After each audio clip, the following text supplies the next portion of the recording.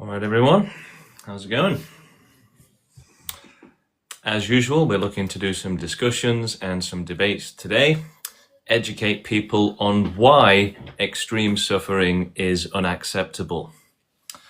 So, I've just been making a few videos and, exploring the idea of how it kind of seems obvious at first that extreme suffering and lives of pure hell are unacceptable.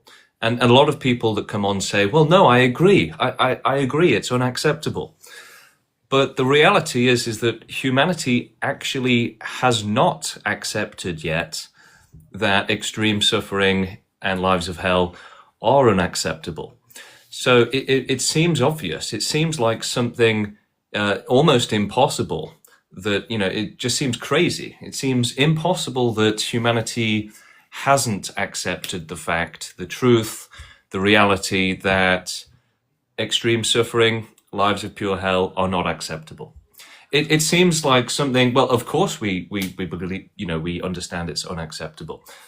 But that's not the case, right? We are torturing animals, we're torturing people, we're allowing all of the extreme suffering in the world, because we're allowing life itself, right? So allowing life means allowing all of the extreme suffering, all of the cruelty, all of the bad things. So that's the mistake, is life itself existing. That's what causes all of the bad things, all of the problems. That's what causes all of the harm. Are we in a simulation? Not as far as we know. Hello, how you doing? Hey, thanks for having me up. Yeah, do you have any questions? Yeah, I was trying to debate you about the prompt. Sure. So do you find it to be axiomatic that life is better than not life, interpersonally or intrapersonally? I would say that we have to have, the only thing that really matters is having a zero tolerance policy on extreme suffering, right? So we have to put safety first, fairness first, and the most important thing is safety, right? Making sure that nobody is suffering. So nothing else really matters in comparison to that. And yeah, life cannot be safe in this world. You have to think of it as life having been forced to exist in the worst conditions possible, with the worst suffering possible. And we have to correct that mistake. And there's only one way to do it, with extinction. So yeah, life simply shouldn't exist. It's not safe for it to exist. It's not fair for it to exist. It's not right. Did you hear my question? Can you repeat it? Yeah, do you find it axiomatic to take life, and again, this is intrapersonally, life over not life?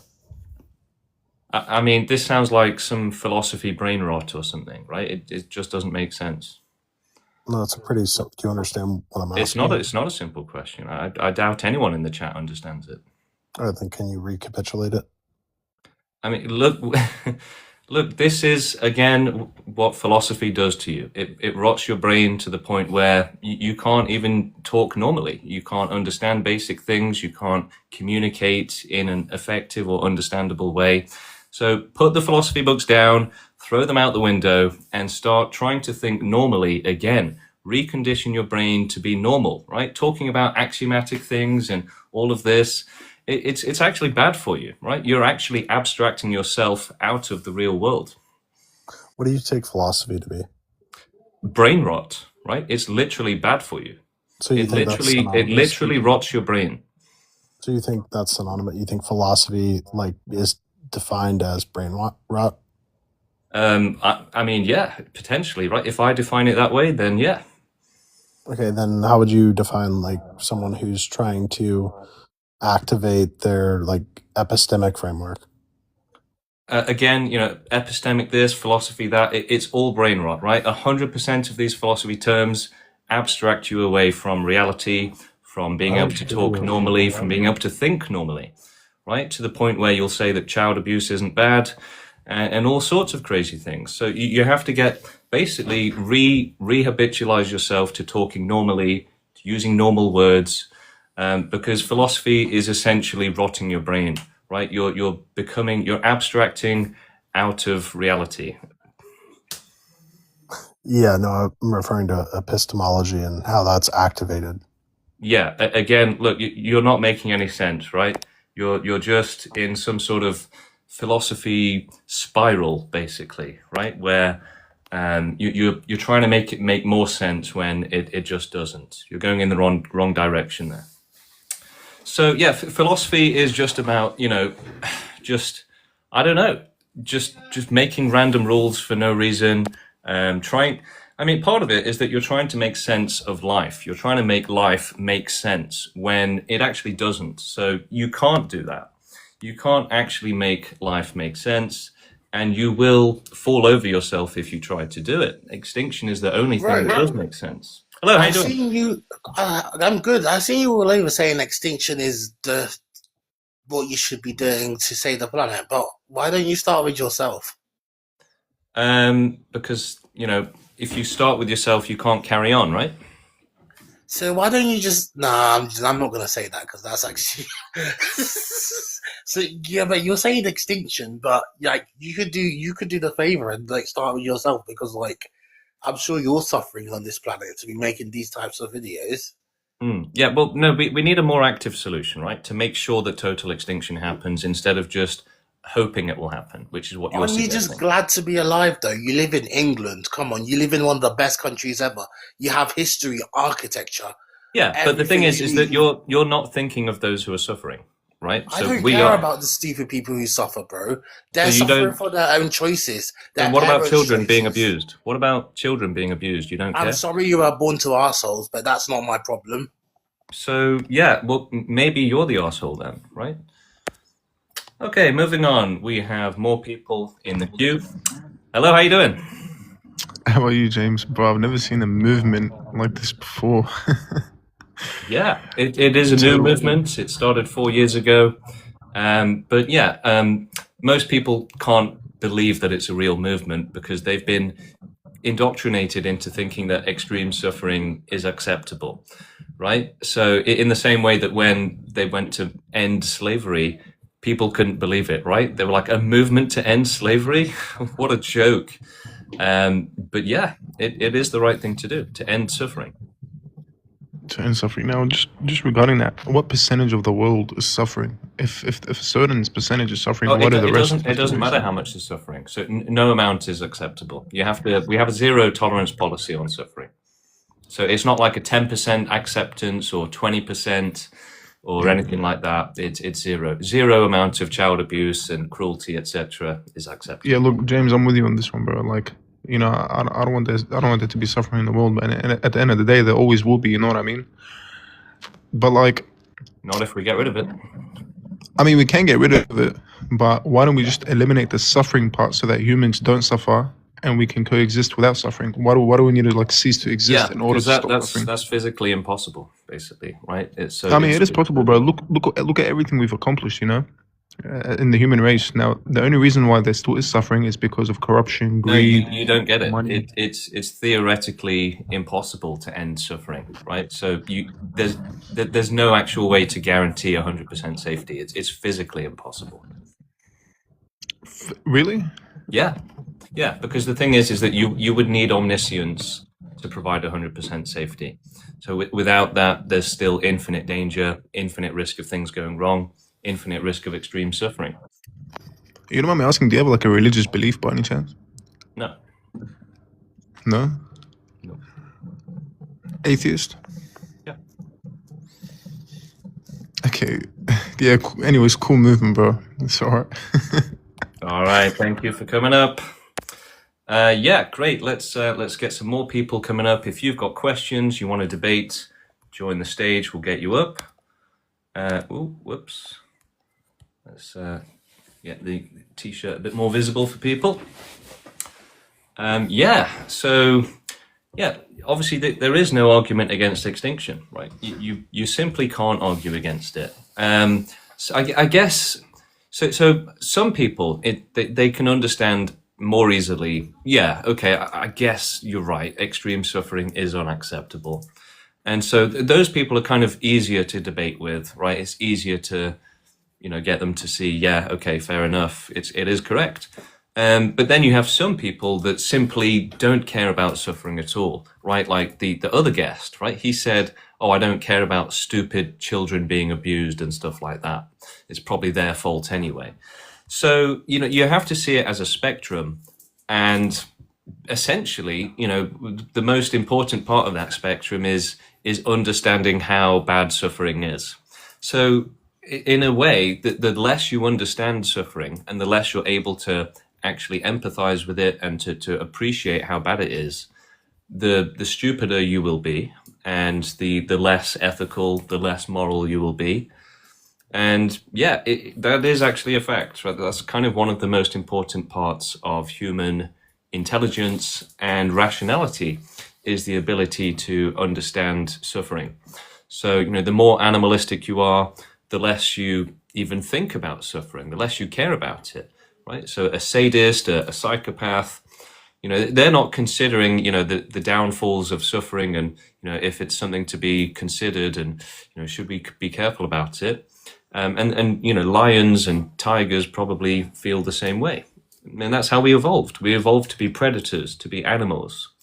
And so the more animalistic you are, the more likely you are to reproduce, right? So yeah, we live in a world of just those who did go on to reproduce. We live in a world of terrible genetics, essentially, malformed humans, basically like, Neanderthals, right? Essentially, the world is just Neanderthals.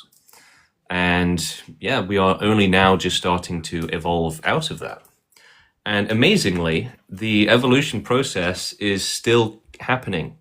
So, there's a few myths when it comes to human physiology and science, right? Anthropology, for example, that the human mind is just a blank slate.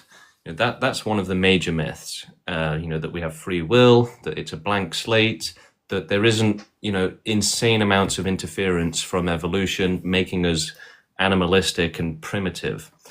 There is. And another myth about human biology and science is that we're not evolving anymore. Actually, evolution is continuing with humanity. And that's why we are now getting to higher levels of rationality and intelligence with extinctionism. It's finally understanding that extreme suffering is unacceptable. And essentially, the denial of understanding that extreme suffering is unacceptable is one of the main parts of the human psychology, the human mind. It effectively relies in a massive way on not being able to understand that suffering is unacceptable. And so it's basically part of the operating system. There's millions of different ways that humans are ignorant, and that essentially forms their operating system. Hello, how you doing? Hey, a quick question. It sounds less like you're pro-extinction and more like you're anti-suffering. I guess my question would be if humanity has to get to a point where we're technologically advanced enough to affect all life, I think we'd be at the point where we're able to remove pain receptors and successfully get rid of suffering without removing life. So it's not pain isn't the only type of suffering, and no, the thing is that we can do total extinction without the same level of technology that would be required to make life safe, because the requirement for that wouldn't just be removing pain receptors, right? That's if that's your standard, then it's a very low standard, okay? Because that can go wrong. So we have to have the highest standards of respect for life, right? The highest standards of safety, and that is essentially requiring omniscience, because that's the only way to have certainty of safety. Without that, there is still infinite danger, infinite risk, and you can't control everything. You can't say you're 100% sure. And again, it's not just about pain. If you could be trapped in lots of different types of hell, and it doesn't necessarily have to involve pain, right? It can involve boredom, it can involve confusion, lots of things like that. So yeah, it won't be safe for life to exist unless there is omniscience, basically. So that would be the standard. And until that exists, until we discover literal omnipotence, then extinction will be the only thing that can provide the same level of safety, certainty of safety. And that's what life deserves. So would it be all experience put you at risk of any kind of suffering? Like if you could play chess, there's a possibility you could fail at chess and that would cause you suffering? Well, no, it's more like, think of it this way, right? If you went into a simulation, if you had your mind digitized and everything, again, without omniscience, it could go wrong, right? So there's a chance, no matter how small, that you could be trapped in hell for billions of years, basically, if that simulation goes wrong somehow. And, the possibility of it going wrong is made possible by the unknowns, right? So they present infinite danger because you can't limit the risk of unknowns, right? There could be infinite danger that you're not aware of. So without omniscience, there will always be infinite danger, infinite risk. Even in a simulation, even if you remove the pain receptors, it can go wrong. Something bad can happen, right? It might not go according to plan. Something crazy and unforeseen could happen because you just don't know that it's not going to happen. So life should never exist in those conditions. And yeah, again, extinction is the only way to provide certainty of safety. So, okay. So you remove all experience, so there's no possibility of experiencing something. Even if you intended to go right, it could go wrong. So then it's basically saying there's no amount of positive experience that's worth any amount of negative experience. How did you weigh those two to determine that was objectively the case? Yeah, well, you're making the mistake of thinking that it's going to, any amount of suffering is in a stub toe, which is true. But the thing is that unless you have a zero tolerance policy, which includes everything, such as a stub toe, then you're allowing infinite danger. So you either allow zero suffering or you allow infinite suffering. You can't limit it to a stubbed toe. It doesn't work like that. It is all or nothing, effectively. Does that work in reverse? Is any amount of positive experience worth any amount of suffering? And how'd you determine that? Because it sounds like you're taking the opposite approach, that no amount of positivity, a positive experience is worth any negative experience. But how come you don't take the opposite approach, that no amount of negative experience is worth stopping positive experience? Because then that's the ultimate evil position, right? You're then saying that, if 99, if one person is torturing the rest of the world, then it's okay. That's the conclusion of that, right? It allows for infinite evil. It allows for just everybody to be tortured for all of time. Okay, and you call that evil? Would you call a little bit of suffering? Everybody being tortured forever, that's not evil to you. That's just, who cares? I think everyone being tortured forever would be evil. I think everyone being tortured for 5 minutes and then the rest of their life being happy, I wouldn't know if that's evil. Yeah, I would call that a fantasy. I would call that a delusion, something that's never going to happen. I would call that a straw man. I would call that complete nonsense. So far in your life, do you feel like you've suffered your entire life, or has it been more positive than suffering? Well, we don't have to, resort to personal stuff, right? We know that there's extreme suffering out there. So we don't have to resort on our own experience when we know that there are other experiences out there and we can understand them. I mean, just because you use the word fantasy, right? So if I'm saying hey, I walked to the store and you call that a fantasy, I can clearly point to one situation where I clearly walked to the walking to the store is a fantasy. Right? What are you talking about? What are you've gone off the rails? You just called having positive experience, much more positive experience than much less negative experience, a fantasy, right? That's fantasy world. What I just described. No, I'm saying that's just a hope. Not a fantasy. I'm saying that's based on nothing, right? That's just a hypothetical. That's not reality, Matt. You're just saying, oh yeah, well, maybe my life will be great, and nothing will ever change that. So what are you talking about? This is just some weird delusion, right? We're dealing with reality here. We're dealing with reality here, Matt. We're not talking about a walk to the shop. We're talking about extreme suffering going on all around us. Then in reality, do you think most people have more positive experience or more negative experience in their life? I would say if you include animals, then it would be mostly negative. And also for most people, I would say mostly negative as well. So in terms of animals, I think you're talking about when they get eaten. Is that what you're saying? That's not the only type of suffering. That's just one of many. What else? When they get sick, maybe. There's, I mean, do you want to just list all of the different types? Would that help you, Matt? I mean, sure. Well, I'll go through it real quick. Why? So you're just unaware of the different types of suffering. This is new to you, is it? I'm gonna list it. I was gonna list it out. So this is like, so you don't even know that suffering exists. So we're gonna have to educate you from level 0. Is that right? That is incorrect. I was about to list out all the suffering that animals would experience. Okay, Matt. Well, look, you can go and educate yourself at kindergarten or something.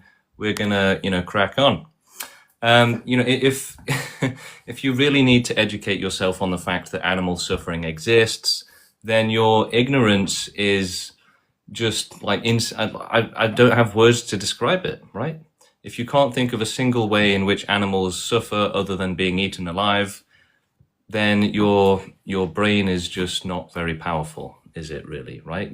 They starve, they freeze, they burn alive, right? They get diseases. Just there's lots of ways, okay? They get lonely, they get mental illness, they get chronic pain, they get brain damage. They're being chased for their lives, they're terrified, they get limbs torn off. But if you don't know any of this stuff happens, then you're either lying to yourself or to me, or you're just trolling, basically, right? So we don't really have time for that. If you're really going to say, how do animals suffer? How does anybody suffer? Then you're trolling, right? You're either brain damaged or you're trolling, or both. Okay, so let's get some more debates going. Let's get some more people in the queue. All right, we've got Big Papa coming up next. Hello, how you doing? Hey, James. What be saying? Yeah, good. Do you have any questions? James, are you a man? Yes. Are you sure? No. That is specifically what I'm asking right there. Are you sure? What's this got to do with extinction? I want to just see what your morals are. What? Your morals. Right. What do you I'm believe not sensing much intelligence here. No, you don't, do you? I'm not sensing much going on here. James, I don't feel like you have many moral in you. You know what I mean? Why? You have no just, everything you I think say is you're projecting. You're projecting, right? You're confusing your feelings for yourself with your feelings for me. And lots of people do this, right? They come up and say, you don't really care about animals. You don't really care about suffering.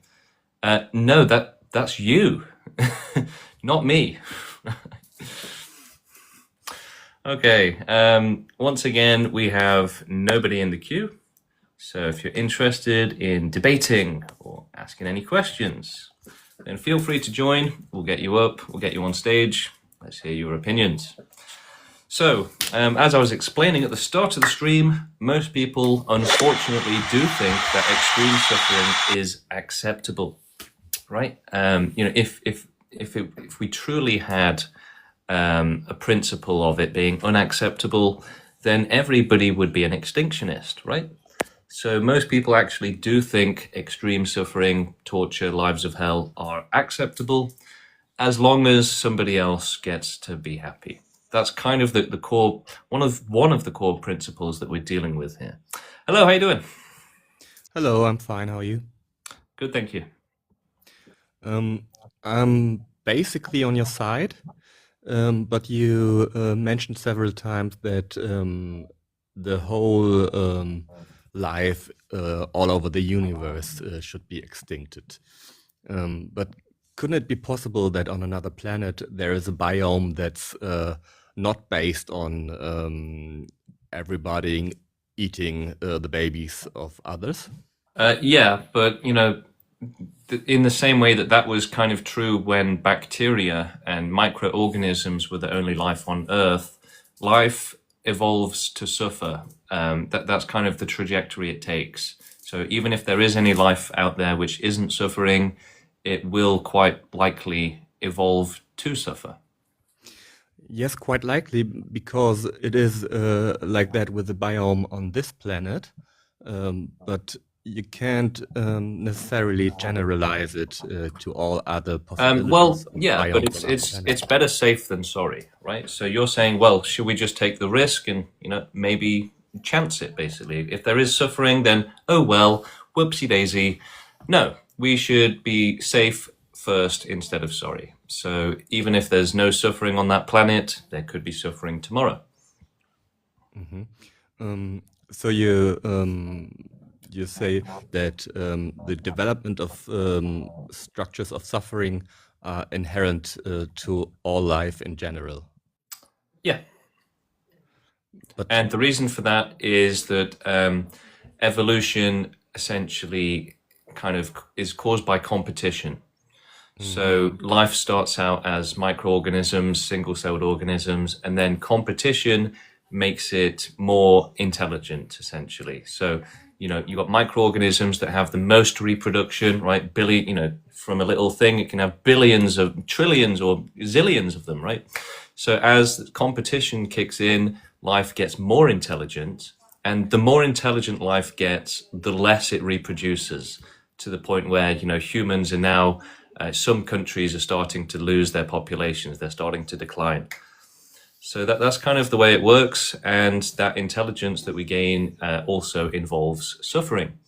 So yeah, life evolves to become more and more capable of suffering, basically. okay, thank you very much for your explanation. All right. And even if there is a planet which isn't going to evolve to suffer, it's still better safe than sorry. So it's not about, look, 99% of the universe could be intelligent life which doesn't suffer, and we would still make them go extinct, right? Because it's not worth it, right? So life is never worth it. It's never worth the risk, the danger, the suffering, the victims. So even if we were in a simulation and, there was no suffering, we would still be calling for extinction and the end of everything if there was no certainty of safety, because we would be considering the victims who will be trapped in pure hell for, an indefinite amount of time. Whereas, everyone else would say, oh, a bit of risk, a bit of danger, who cares, right? And so when it goes wrong and somebody ends up paying the ultimate price, they don't care. So we do care, and that's not acceptable. And again, unless you have a zero tolerance policy on extreme suffering and you try to prevent it, then you're just going to allow it. It's going to happen, and you're just going to ignore it and just let it happen. And it's just going to grow and grow and get worse and worse, basically. So unless you stop suffering and you actively prevent it, it's just going to happen by itself. So you have to have active solutions. Hello, how you doing? Hello. Have you joined by accident? A lot of people make that mistake. Oh, sorry. Yeah, I'm here. How are Yeah, you? do you have any questions?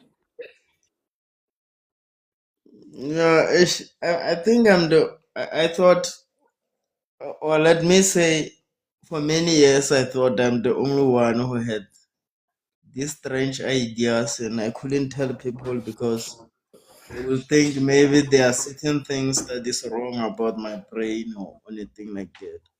But to me also, I don't think life makes sense because like we're just in a death row, and it's always threatening. You're just not uncertain about what will happen tomorrow. You're taking risk every day, and there's no explanation for it. Nature. Get into a car. Nature is the explanation. We are here because of nature. So nature has forced life to exist through abiogenesis. And yeah, there was no reason, no intelligence by nature. Life existed, with no thought, no reason, and all it does is suffer.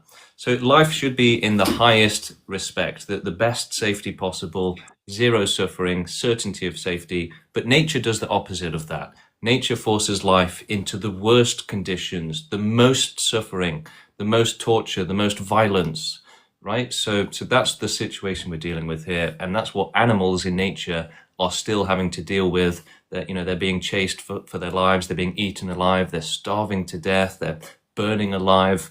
So nature is the ultimate enemy, basically. It's the ultimate bad. It creates extreme suffering. It tortures the innocents. So nature is the ultimate evil. But it's a great adventure, man. At one point, I think, I mean, like, you can just compare maybe the experience of being asleep and being maybe unconscious, and then compare it to this great experience that we have. Maybe it's just a great adventure, but at the very same time, we just didn't find the solution to So make it desirable there or is to there make it is there is no way to make life good, right? And trying to make life good is unethical, right? You're ignoring all of those who are going to suffer. You're allowing them to suffer. You're causing them to suffer. So unless you specifically try to prevent suffering, then you're being evil, right? You're being selfish. You're being cruel. You're being unethical, immoral, right? We have to protect every life form from suffering. And the only way to do that is with extinction, right? So logically, hypothetically, theoretically, there is no way to create safety for life. So there will never be a safe way for life to exist because, again, you would need magic, basically. You would need to know everything. You would need to be all powerful. Otherwise, the forces of the universe and reality and nature can make things go wrong, right? So it will never be safe for life to exist. Extinction will always be the right thing. It will always be the necessary thing, the only way to provide certainty of safety, 100% safety. With life existing, it's not possible to make it safe. Yeah, but look at the achievements that we have made so far. I mean, it was worse during the Stone Age, So what about the continents suffering? You think so all of the suffering that's still happening, you don't care? No, what I'm saying is the humanity has made some advancement. Because So right, but again, you're missing the point. You're missing the point. It will never be good enough, right? It will never be 100% safe. No, I hear you, but like there's a suggestion that they can find like people like Elon Musk say they can find the way to reverse aging, Yeah, that things doesn't like end all. that. That doesn't end all suffering, though, does it? So Yeah, the look. diseases can be Look, prevented. the problem you have is that you have this typical reduce suffering mentality, right? So it's the same as reducing slavery, right? So we're saying end slavery, end suffering. And he's saying, no, reduce slavery, reduce suffering. We still benefit from it. Think of all the money we make from slavery, right? We can't just end it. So it's the same thing with suffering. He's saying, no, but end child abuse, end animal abuse. No, no, no, no, no. We can't end it. We can't have a zero tolerance policy on extreme cruelty. What? We can't, ban cruelty and ban extreme suffering. We have to reduce it slightly because we benefit from it so much. So all of the victims who scream in pain, we can't stop that, right? Think of how much we benefit from their pain and their misery. That is the mentality, right? It's one of saying, who cares if children get abused? Who cares if somebody tortures an animal or a cat or a dog? Who cares, right? Our happiness is more important. So no, imagine if somebody, partially banned child abuse, right? You'd be like, what the hell, bro? Why have you only, made it partially illegal? You're going to let loads of children get abused by doing that. And he's like, yeah, but I've been paid. I'm making money off of it. The pedophiles are paying me. So, yeah, that you've got to think about the joy in life as well. That's the mentality that we're dealing with here. One that literally says, yeah, let children get abused. Let animals get abused. Let them get tortured. Who cares? We could stop it, but, we don't care to do it. That's the problem. So these people, they don't care about suffering. They see it as an inconvenience. Like, oh my God, you want us to do something about the slaves and those who are suffering? Oh my God, what a drop. That's stress. How is that fair to me? You want me to help those who are being tortured? That's so unfair on me. I'm busy watching Netflix. this is the mentality that we're dealing with, right? It is. They literally think it's unfair to take away their happiness to help those who are being tortured, right? So it's like a child abuser saying, "Oh, it's not fair to take away the child from me. I'm enjoying it." Hello, how you doing, Mr. T? I pity the fool. Okay, no, they've disconnected. We've got a couple more people in the queue. Let's get them up. Let's see who we've got. We've got Ali Saeed. Bringing them up. Loading. Hello. Hello. Hi. Do you have any questions? Hello. Yeah, hello. Yeah, I have questions. Okay. It's been 13.8 billion years since the Big Bang, right? Yeah. What's your point? Hello. Yeah. The Big Bang. Yeah. Hello. Go on. Go ahead. Yeah. We just we are like the smartest creatures ever existed, like just 200,000 years ago. Don't you think that just we worth to be here and existing as a smart creatures? Don't we like worth a chance to fix everything? No, I think we should think of the victims. We should think of those who suffer, and we should protect them, and forget everything else. Mm-hmm. So I mean, we're the smartest creature like ever. So I think we deserve to like try to fix things. So you would allow suffering? So you think that we need No, we're just, so your lust and desire to exist justifies extreme cruelty? No, it's been like 14. Yes, you're saying billion why years, should we end suffering? 14 Let's enjoy it. like Ali, billion you are without literally us. saying why should we end all suffering? But now, Look, Ali, no, this we is not can an enjoy intelligent argument. He's saying, well, look, we're intelligent, so let's keep the suffering going, right? Let's keep the meat grinder going, keep the child abuse going, because it just be a shame to waste it, right? I mean, look, this is again, it's a very irresponsible mentality, right? Very irresponsible. All of these people, we're saying, what about all of the abuse, the lives of pure hell? And their answer is always, who cares? We're having fun, right? But they'll wrap it up in something that sounds less ridiculous. They'll say, but we're such an intelligent species. How can we throw that away? The translation is, but I'm having too much fun. Why should I care if anybody suffers? That is the translation, right? That it is. So yeah, such an irresponsible mentality. Exactly. The thing is, right, we are essentially modeling and mapping out this mentality, the pro-life mentality, and we are discovering more about it every day and new ways to combat it, to debate against it. And yeah, effectively, we have discovered that there is a rule in the pro-life mentality which says that as long as at least one person is happy, then it doesn't matter if infinite people are suffering. So that's kind of the principles at work in the pro-life brain, right? It's one that says that life has to exist, even if it's just one person happy and everybody is begging for death. So it just doesn't make sense, right? They literally defend that, right? They actually support it, believe in it, they will advocate for it, and they will say, yeah, even if it's just one person and everybody else is begging for death, that's the right thing to do. And some of them will, not say go all the way like that, but some of them will. We had one guy yesterday said, well, if it's 49% of the population begging for death for all time, for all eternity, then that's okay, as long as it's not the majority.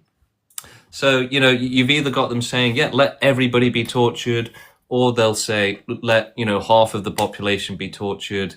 And they will literally, the thing is, right, if you stress test their morality, right, if you stress test it, then you start to see all of the ugly implications and extensions of what they're saying. So, for example, everybody but one person can be tortured, and they'll support it. 49% of the population can be tortured in the worst ways possible for all time, for all eternity, and they'll support it. They'll say, "Yeah, who cares?" Hello, Sean. How you doing? Hello, how are you? Good, thank you. I hear you want everyone to die. No, that's what's going to keep happening for the rest of time unless we put an end to that. But how are we going to put an end to that? Are you not able to read? Able to read. Well, I left school, so. So total extinction. That's kind of the whole point. You want everyone to die. Well, again, everyone's going to die anyway, right? So actually, if you think dying is a bad thing, then extinction is your friend. Oh, you're switching up my words. I never said it's a bad thing. So then why are you, you making it sound like it's a bad thing then? Like, oh, you. Yeah, but why do you want everyone to die? So what? Yeah, how do you feel about that? About everyone so dying? You're saying you don't think that's a bad thing, but it sounds like you're raising it as a criticism. Well, dying isn't a bad thing. Everyone's going to die at some point, yeah, but... So you're being very intellectually dishonest here, Sean. Dishonest? Yeah. Okay. If you're raising it as a criticism, now you're taking that back. We'll put it this way. If I was walking through a town or a city and I seen you and I went over and murdered you, would you like that? No. Okay.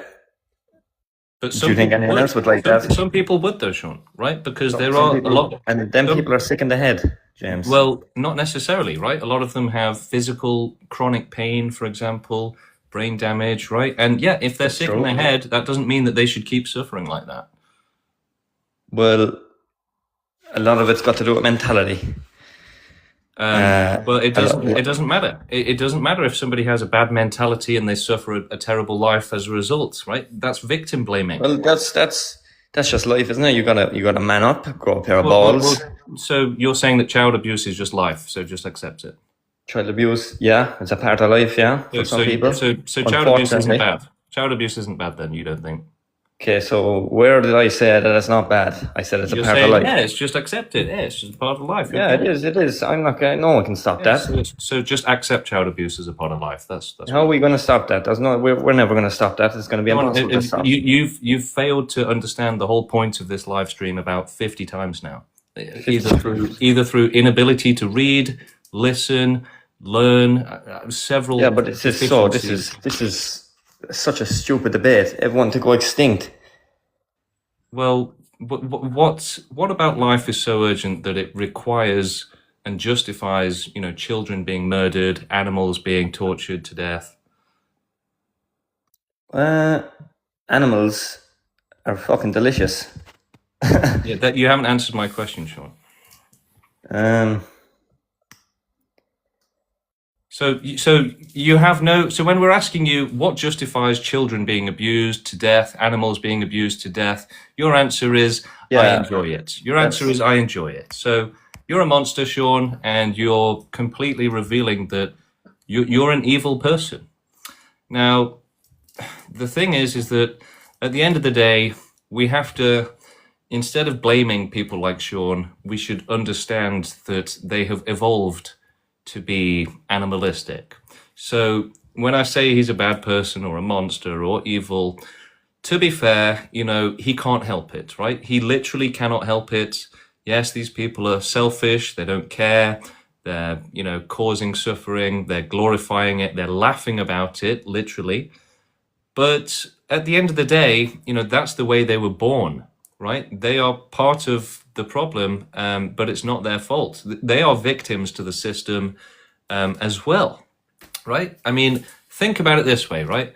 Would you want to be Sean, right? Do you think it's nice for him to to be a complete psychopath, basically, right? And to not understand that child abuse is bad, that torturing animals is bad, right? Would you really want to be somebody that's, that's that crazy, essentially? So, yeah, we do have to see these mental deficiencies and the support for suffering as, something that nature has done to these people, right? They are victims of it. Nature has made them cruel and evil, and they can't help it, right? You wouldn't want to be an evil person like Sean, and it's a shame that he has to be. Kevin, hello, how you doing? Good. Yeah, do you have any questions?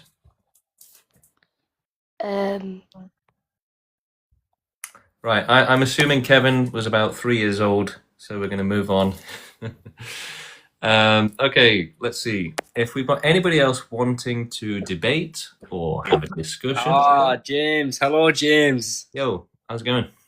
Well, I've noticed a pattern across the past 7 lives of yours that I've joined. It's always the same statement whenever people disagree with your statements, and you always swing to the child abuse thing. It's like you're stating the obvious. Everyone knows that these acts are evil, and the people committing but them they do accept deserve it. But they say they are acceptable. And also, evolution is also the obvious. It's just a matter of when. And it seems like you're wanting to speed up that process. That's all you're saying you want to do. Because you know yourself, everything is due to go extinct at one time or another, James. And you just want to speed that up. You're just as bad as the child predators you speak so highly against for wishing death upon children in this world. You're a disgusting man, James. When you're saying wishing death, right? But we would. Yes, that is what extinction is. The death. No. Extinction is about preventing deaths, right? So that's just completely stupid. If you think death and dying and killing is a bad thing, then extinction is your friend, right? It makes all of those things impossible, whereas they will continue on forever unless you do extinction. So these people that criticize extinction for being violent or causing death, right? They are the ultimate hypocrites, because they're saying you want to cause death and violence, and we're like, no, we want to stop all the death and violence. You want it to continue on forever, and they're like, well, we do want the death and violence to continue on forever, but you want to use it to stop it once and for all, so we can't allow that. I mean, look, you would have to be completely insane, completely brain dead to not understand what's going on here, right? That these people criticizing extinction for being violent are completely insane, right? We're literally saying we should end all violence. And they're saying, no, we should allow it to continue on forever, because using violence to end violence, even if, that it basically lasts a very short time in comparison to billions of years of violence, that would be wrong. It doesn't make sense, right? It just doesn't make sense. You can't say that ending suffering is wrong because it will cause suffering, right? That's essentially the argument, that, preventing billions of years of suffering would be wrong if it causes, a tiny amount of suffering, right? So, I mean, the fraction of suffering that we'd be preventing or causing for the prevention, it would be ridiculous, right?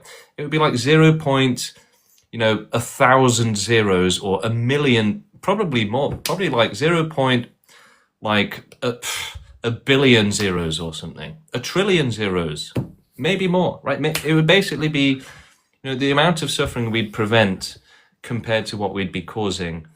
I mean, it's basically infinite, right? It's just, I mean, I'm trying to come up with a really big number to try and think, how little what a fraction it's going to be in comparison.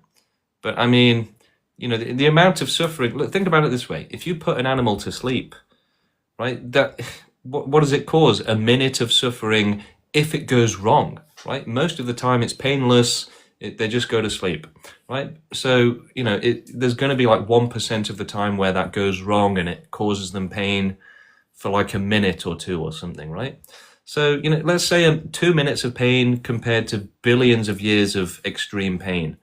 Like, it's just stupid, right? Anyone saying that, that's more suffering than it prevents, you have to have, like, your mathematic abilities are like minus a billion, basically. You are minus a level 1 billion, effectively.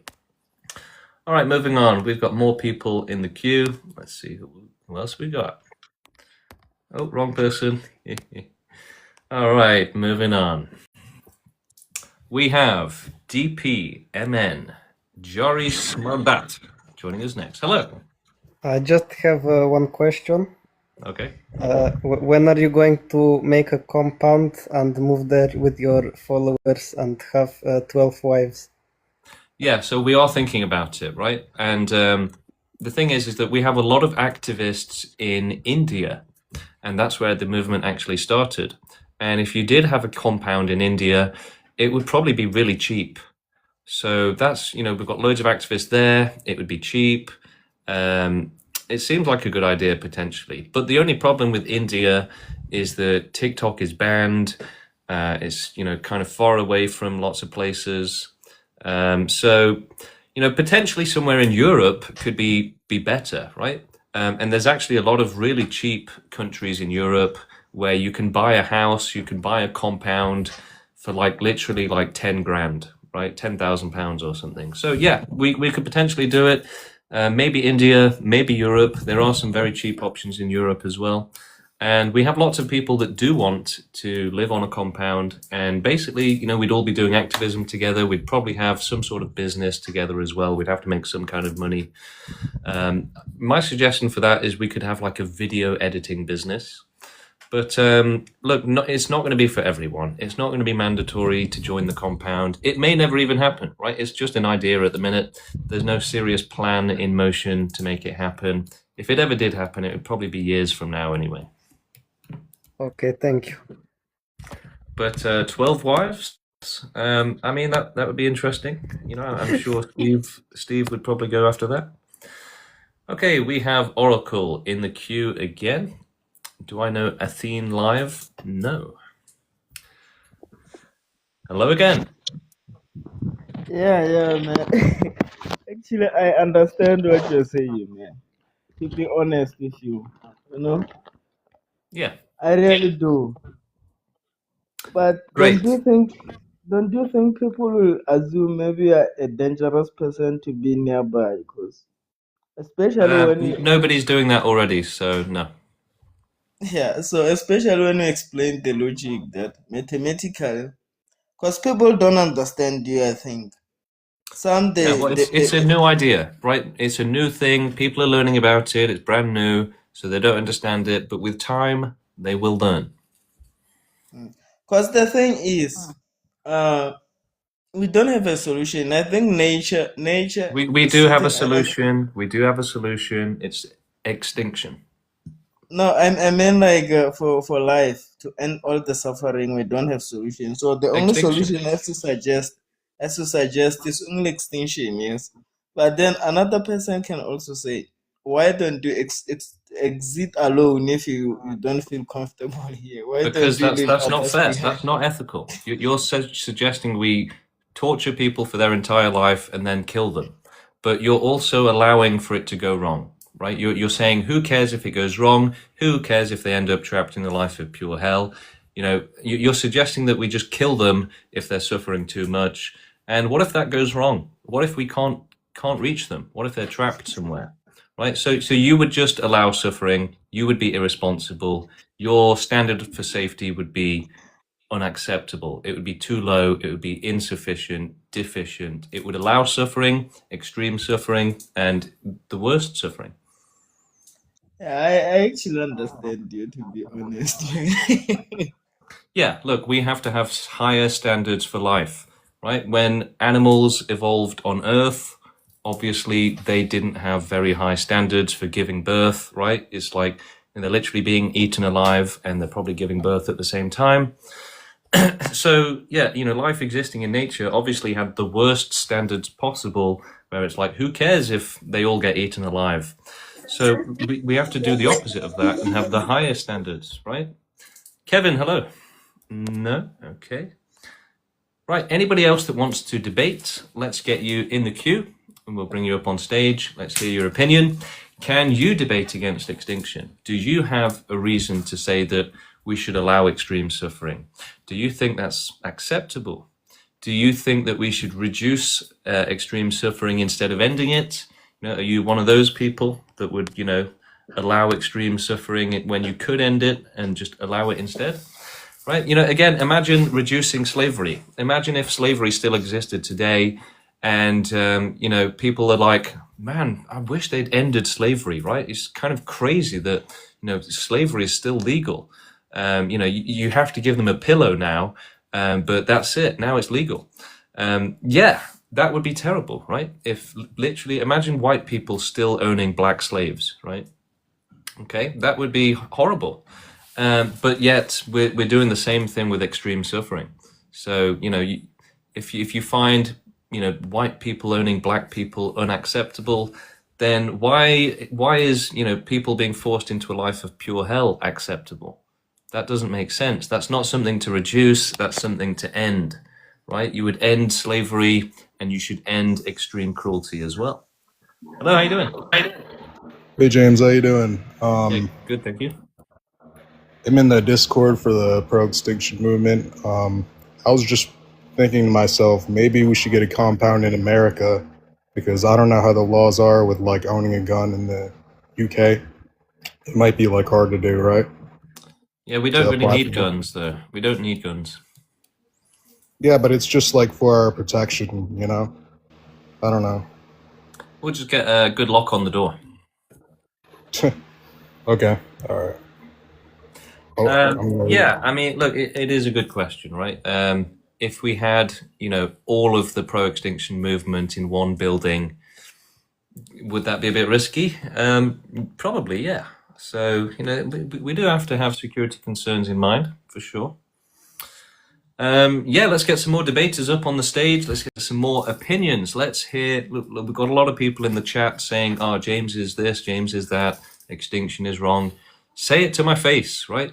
Press that button. Let's get you on the stage. Let's hear your opinion. Let's hear your arguments. So I would say that there is no real counter argument to extinction. And I guess the most common one is that we should just reduce suffering. Cora, do I ever get recognized in real life? No. But I also don't go out that much at the minute anyway.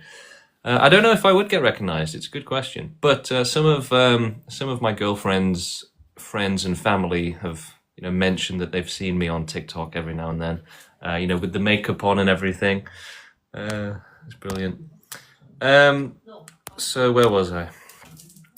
James, you will be recognized. Yeah, I'm sure I probably will. Would you start euthanasia with the more carnivorous animals? Not necessarily, no. It doesn't work like that, right? So animal suffering doesn't boil down just to carnivorous animals. I don't think they are necessarily causing more suffering than they're, ending, for example. So it's more complicated. We can't look at it just that way. Should we consider which animals suffer the most in terms of starting with animal extinction? Potentially, yeah, potentially. We try not to discriminate, but there could be an element of that. Right, if anybody's got more questions, throw them in the chat and I'll try and answer them. Let's see if we've got any more interesting comments.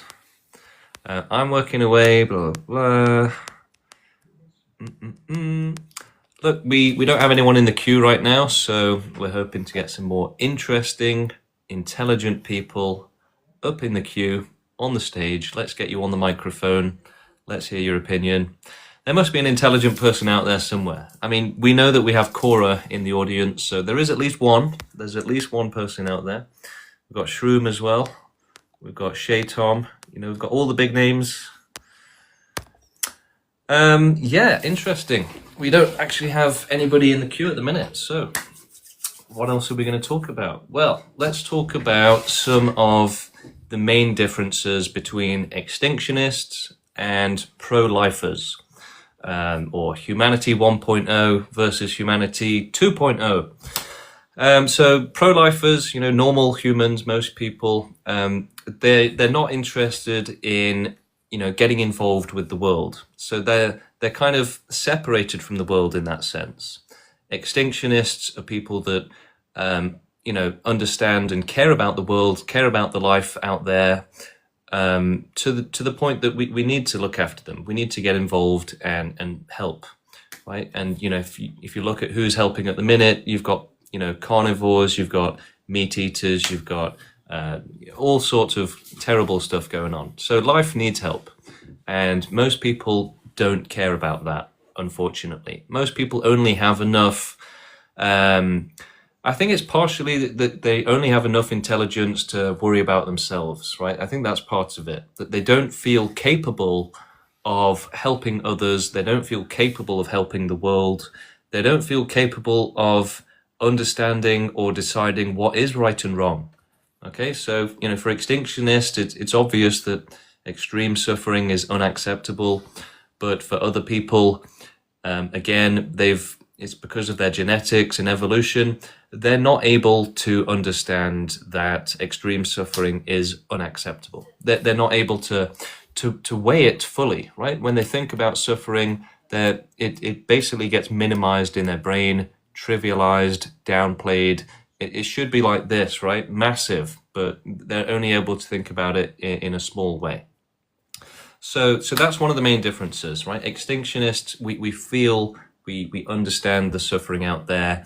And part of that is that we have a very high confidence level when it comes to understanding reality. So that's one of the main differences. That's why extinctionists are atheists. That's why we are, it's why we are rational, basically. So we have a higher level of rationality, a better ability and capacity to understand the world, and so to have a higher certainty that what we understand is correct and is the way it is. So for other people, they have, instead of that, they have confusion, right? They're not sure what is right and wrong. They're not sure what is going on in the world. They feel very confused about it and very uncertain. And they also feel very uncertain about themselves, right? They have low confidence in themselves, and they have low confidence in their own intelligence as well. And so they have this mentality of like a child, basically, where it's like, well, I'm not going to get involved, I'm not going to know what's right and wrong. I'll leave that to the adults, basically. And so this sort of childish kind of mentality continues on, where people they only look after themselves. They don't want to look after others. They don't feel capable of doing it. They don't even feel capable of looking after themselves properly. And they're not, right? They're actually not, right? Look at how many humans are failing to look after themselves. So, if they can't even look after themselves, how are they going to look after others? And that's part of the problem, right? So it is like monkeys or Neanderthals, and you can say, oh, that's so offensive, James. You can't compare humans to monkeys, but we have to, right? We have to understand that, humans are animals, and they are similar to monkeys and Neanderthals and other animals, right? They can't look after themselves. They don't have full rationality, full intelligence. They make irresponsible decisions. They don't understand the world properly. And so, we are evolving out of this effectively. And human genetics are improving. The world is getting better in that sense. Humans are getting smarter, and we are going in the right direction. So it's very, we have a very optimistic and confident outlook on extinctionism and the future of it and the future of the world. And, I think that genetically humanity is evolving to have better genetics, better intelligence, more compassion, more rationality. So in the same way that humans are getting taller, right? As, some of you might know that, humans used to be really short, and even over the last 100 years, right? So it's still happening today. Humans are still getting taller, and they're also getting smarter as well. So, naturally we're evolving, we're getting smarter, we're getting taller, we're getting better, right? And that's kind of the way evolution works, is that things just get better and better and better. So, I've been studying this a lot recently, and it's really eye-opening. I really recommend that everyone studies evolution as much as you can. At least watch some YouTube videos about how competition works. It explains the entire world, basically. It's really, really good for you to study how evolution and genetics work. It really, you will see the entire world through it. It's really interesting. So yeah, that's kind of it, really. We've evolved to be cruel and monkey-like, Neanderthal-like, and humanity is still evolving even today, right? Every day we are evolving to get better and better.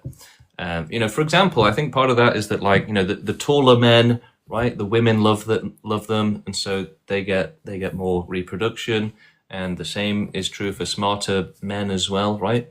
So yeah, every 100 years, every year, all the time, humanity is still just marching forward, evolving. And so we're evolving naturally, and we're also going to start evolving on purpose, right? It won't be long before people are trying to, increase their height, increase their intelligence, increase their beauty and stuff like that with genetics. It is going to happen. People are already starting to do certain things with it. So in that sense, just think about it, right? When everybody's like, oh, we can just genetically increase our intelligence.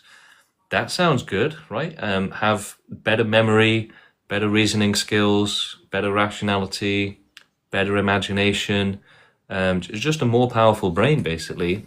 People are going to absolutely start to do that. They're going to want it. They're going to do it. And that is going to lead to extinctionism. It is, because basically life starts out on the planet as, single-celled organisms, bacteria, microorganisms, and they reproduce the most, right? Because, the less intelligence they have, the more they reproduce, right? Bacteria can have, zillions and zillions and zillions, right? And so when competition started between those, bacteria, they had to get bigger, they had to get stronger, more intelligent, they had to start, surviving different things, different types of bacteria trying to eat them. So all of this led to competition, and that's it. That's what evolution is. It's about competition, getting stronger and stronger to keep up with the others that are doing it and it happens through mutations. And yeah, basically, eventually, the smarter life gets, the less it reproduces, until eventually you end up with humans. And look at Korea, look at other countries where the population is now going down, right? So the smarter life gets, the less it reproduces. And another thing is that the smarter life gets, the closer it gets to being able to overcome its animalistic nature. So, from the start of, evolution and competition, life doesn't just, animals never evolved to have just a blank slate of a mind, right? There was always control, right? Make them hungry, make them angry, make them want to reproduce, make them do this, make them not care about suffering, make them like the taste of food, make them have an ego, right? So evolution has always been about programming the brain to be an animal, right? Specifically. So it's not that they just naturally became animals, and had an animalistic mentality. No, the mentality, the brain, it's all done specifically, and basically, you can think of it as being done on purpose, but it's done by evolution. It looks like it's being intelligently done, but it's just the natural chaotic process that kind of mimics an intelligent design in that sense. So as life gets more intelligent, it has to kind of essentially balance the animalistic nature, such as, wanting to reproduce, not caring about suffering, being selfish, right? Being willing to kill others for your own benefit, to eat animals and not care about them, being willing to have loads of children and not care if they suffer terribly. So there's a balance as life evolves between that animalistic nature and the intelligence that the life form, is getting more and more intelligent, right? And so eventually that balance becomes overwhelmed. So you've got the animalistic nature and the mentality, right? And bear in mind that all of this is really important for life and evolution, right? So it's not just about the claws and the fur and the teeth, right? Much of evolution has really been about the psychology, the mentality, and the brain, right? Getting the animal to do what you want it to do so that it will survive and reproduce, right? Getting it to reproduce and to have an ego and a way of life, right? So, again, people assume that you just get a blank slate, a blank computer, and you go out into the world and you just start filling it up and that's it. No, it really does not work like that. You have massive interference from evolution and nature making you do all of these things. It's not that that's the natural decisions that you would make. No. Nature it programs your behavior. So your behavior is not natural. It's not something that you would have just done anyway.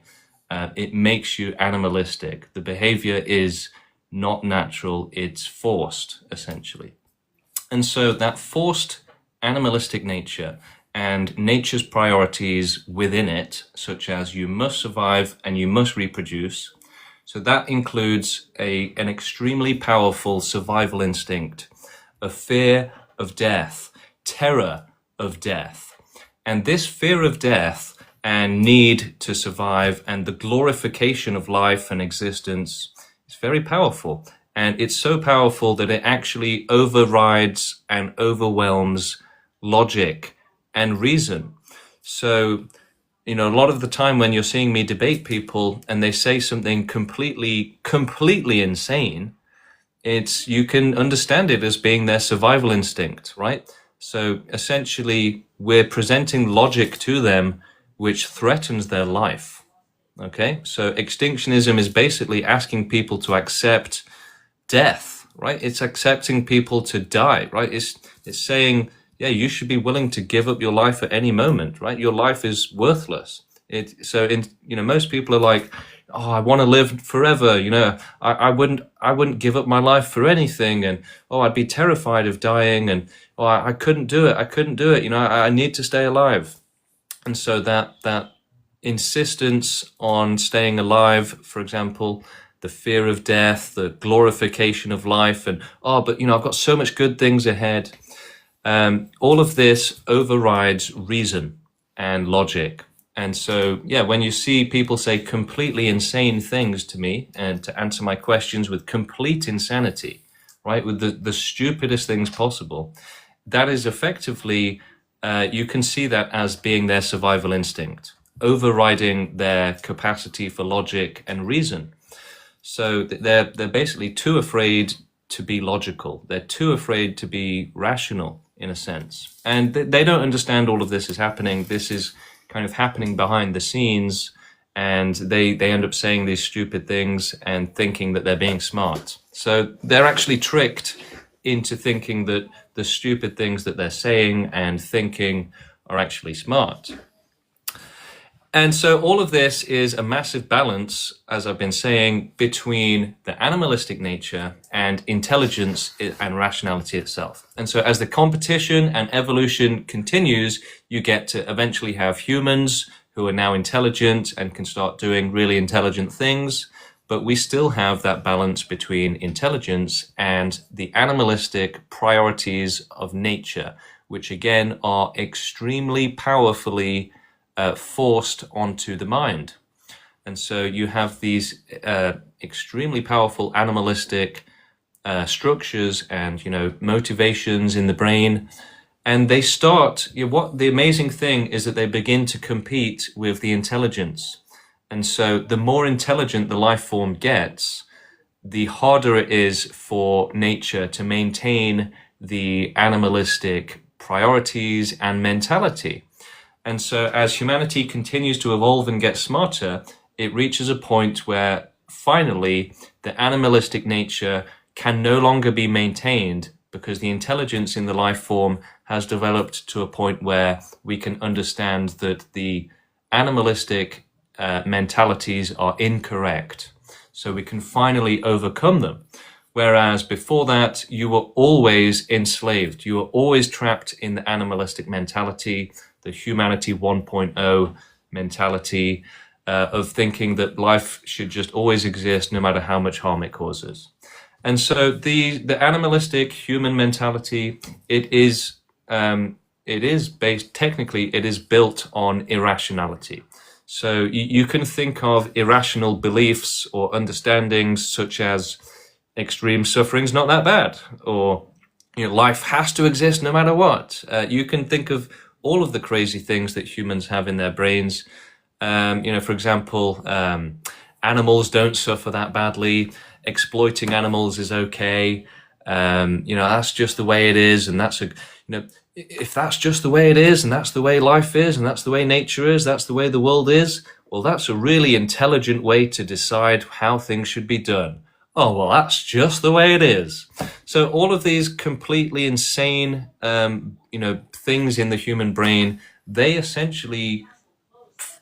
are the operating system that create the stability of the animalistic mind. So you can think, if you've ever watched Attack on Titan and you see all the things going into them, you could almost think of those being like stupid things being forced onto the person, and that creates a human, basically. And so you can meet a person in real life and be like, wow, you seem nice, you seem interesting. Let's meet up again, let's be friends. But essentially, if you probe them on their actual beliefs, then they will be horrifically ugly, like the ugliest beliefs and morality ever, right? Where they say that child abuse is okay. So if you force them, if you ask them the right questions, then all of the ugliness will come out. But again, we can't blame the people for this. You have to blame nature. So all of the ugliness in the human mentality, all of the racism and everything, all of the cruelty, it's nature, right? So humans aren't evil because, right? Just because. They're evil because of nature and evolution. And their brain specifically depends on being irrational. So rationality and empathy are sort of some of the biggest threats to evolution and reproduction. The more intelligent the life form is, the more rational it is, the less likely it is to reproduce. And like I said, as intelligence evolves in life on a planet, it has to compete with the animalistic nature dominating it, right? Survival and reproduction are the priority over rationality. So if something makes sense, if something is intelligent and logical, the brain is going to snap it down, it's going to shut it down, it's going to hide it from the person. It's literally going to hide it, it's going to lie to them and say, no, extinction doesn't make sense, child abuse isn't bad, and all sorts of nonsense, right? And so most humans are essentially still under the animalistic operating system, and it's functioning perfectly. And they don't have enough intelligence to break out of it, right? In the same way that, think of some really emaciated, weak slaves, right? Some really thin slaves. They've had no food. They're starving to death, and they're chained up, right? They've got handcuffs on. They're chained. They can't break out of the chains, right? These slaves are dying, right? They're not going to be able to go and break out, right? So that's kind of what extinctionists have done. So our genetic intelligence or whatever has evolved to the point where it does overwhelm and finally break out of the animalistic nature. And we can finally say, okay, my life is not more important than anything else, right? You can finally be willing to give up your life for the right cause, for a good reason, right? Most people would never give up their life for anything. And they definitely wouldn't give up their time for anything either. So extinctionists have, we see that there's better things to do, right? That, and in terms of the morality and the empathy, right? Why do extinctionists care about other life? So that's one of the other main major differences between extinctionists and non-extinctionists, is that we care about other life forms. So we care about every animal, we care about every individual. And it's really interesting because, in a sense, extinctionists are becoming godlike, basically, right? Because we are benevolent, basically, right? We actually love and care about every individual, including potential life as well. So it doesn't matter what species they are, doesn't matter where they are in the universe, doesn't matter when they are, if they're in the distant future, extinctionists will care and for every single last individual existent and future potential, everything.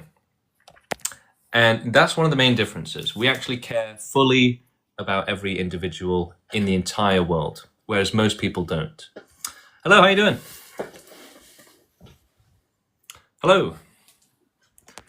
Okay, we've got someone else in the queue as well. Can you hear me? Oh yeah, how you doing? Cool. Yeah, I don't know what that was. Yeah, what's going on?